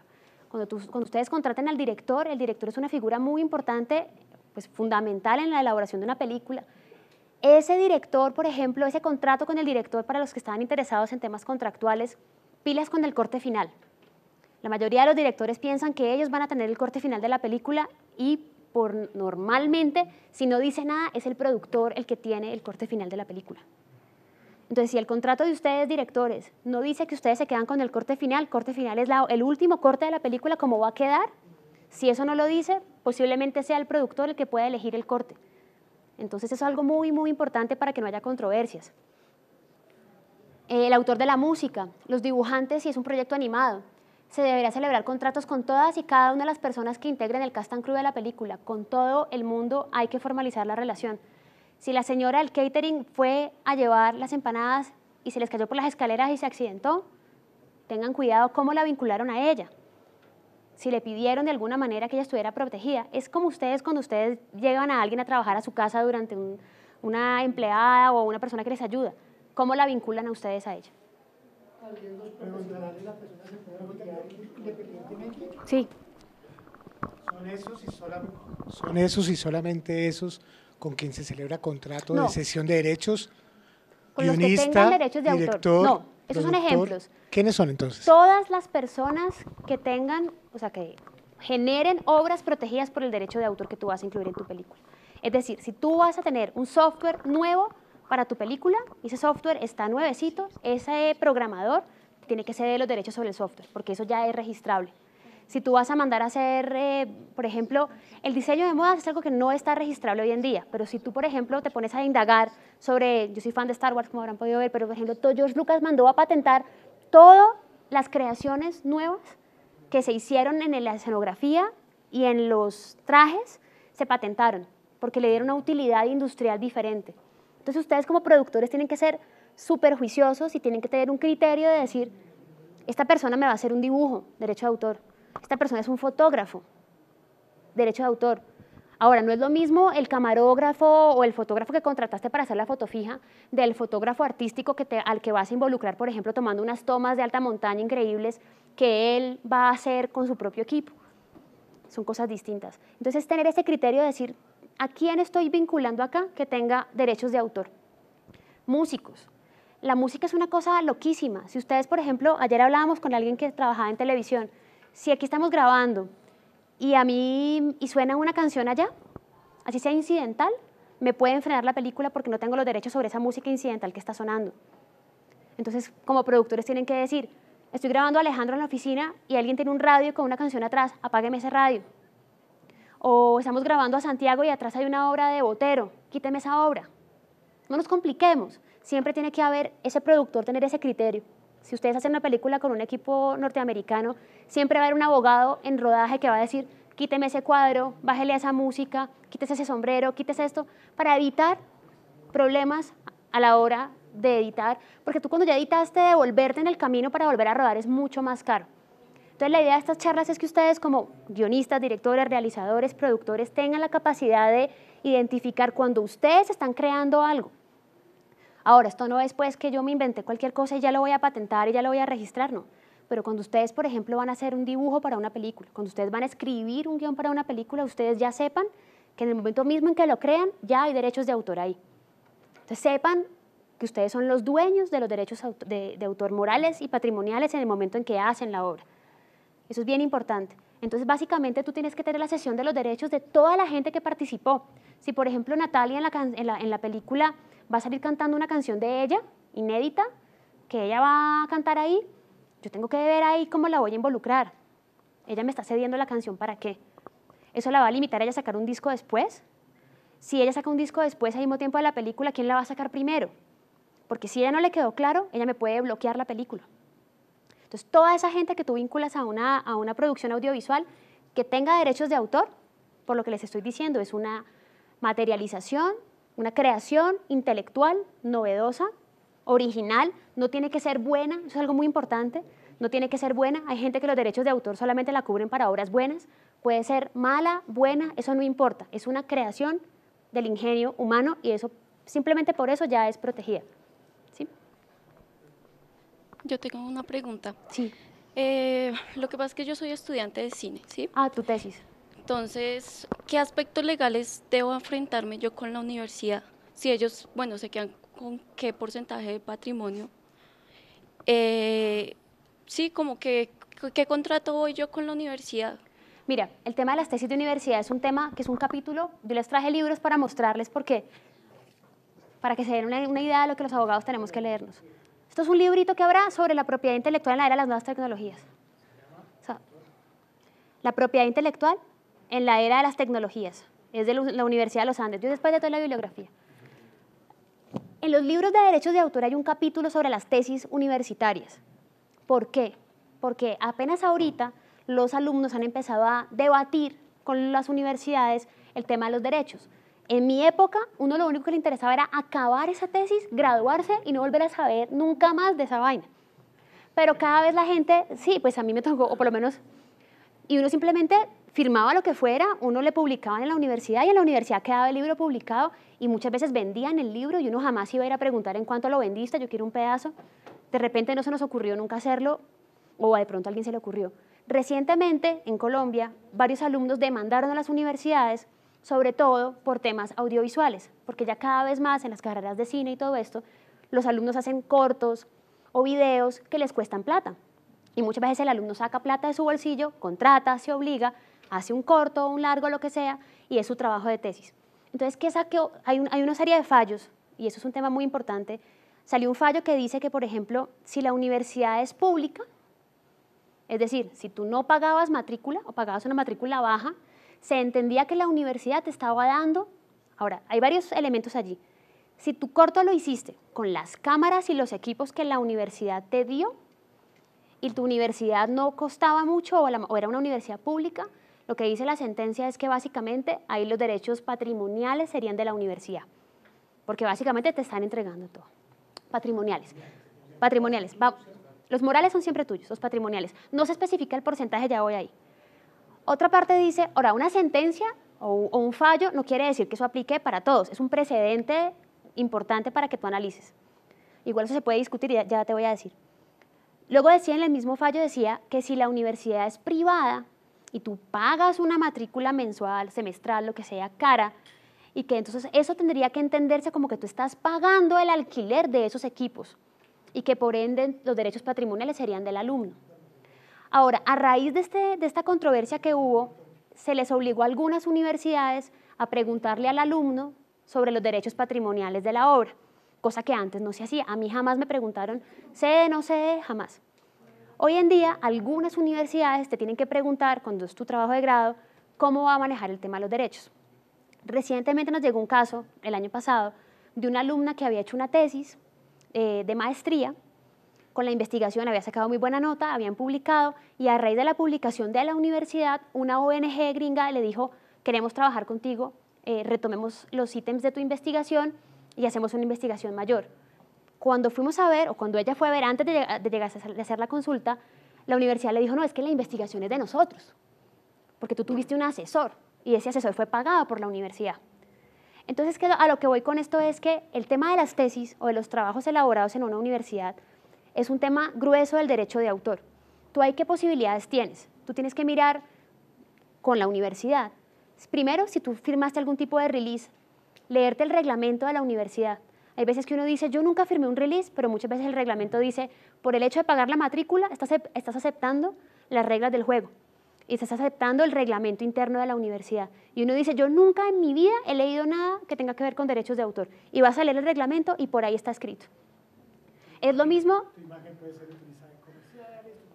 que, por ejemplo, cuando eres servidor público. Yo trabajé en el sector público muchos años y es clarísimo cuando tú firmas un contrato que todo lo que tú hagas en el desarrollo de ese contrato es de la empresa que te contrató, punto. No hay que ponerse creativo, no hay que ponerse a hacer nada, porque eso es de la empresa. Pues es la verdad, es tal cual. Y lo firmas voluntariamente cuando te contratan.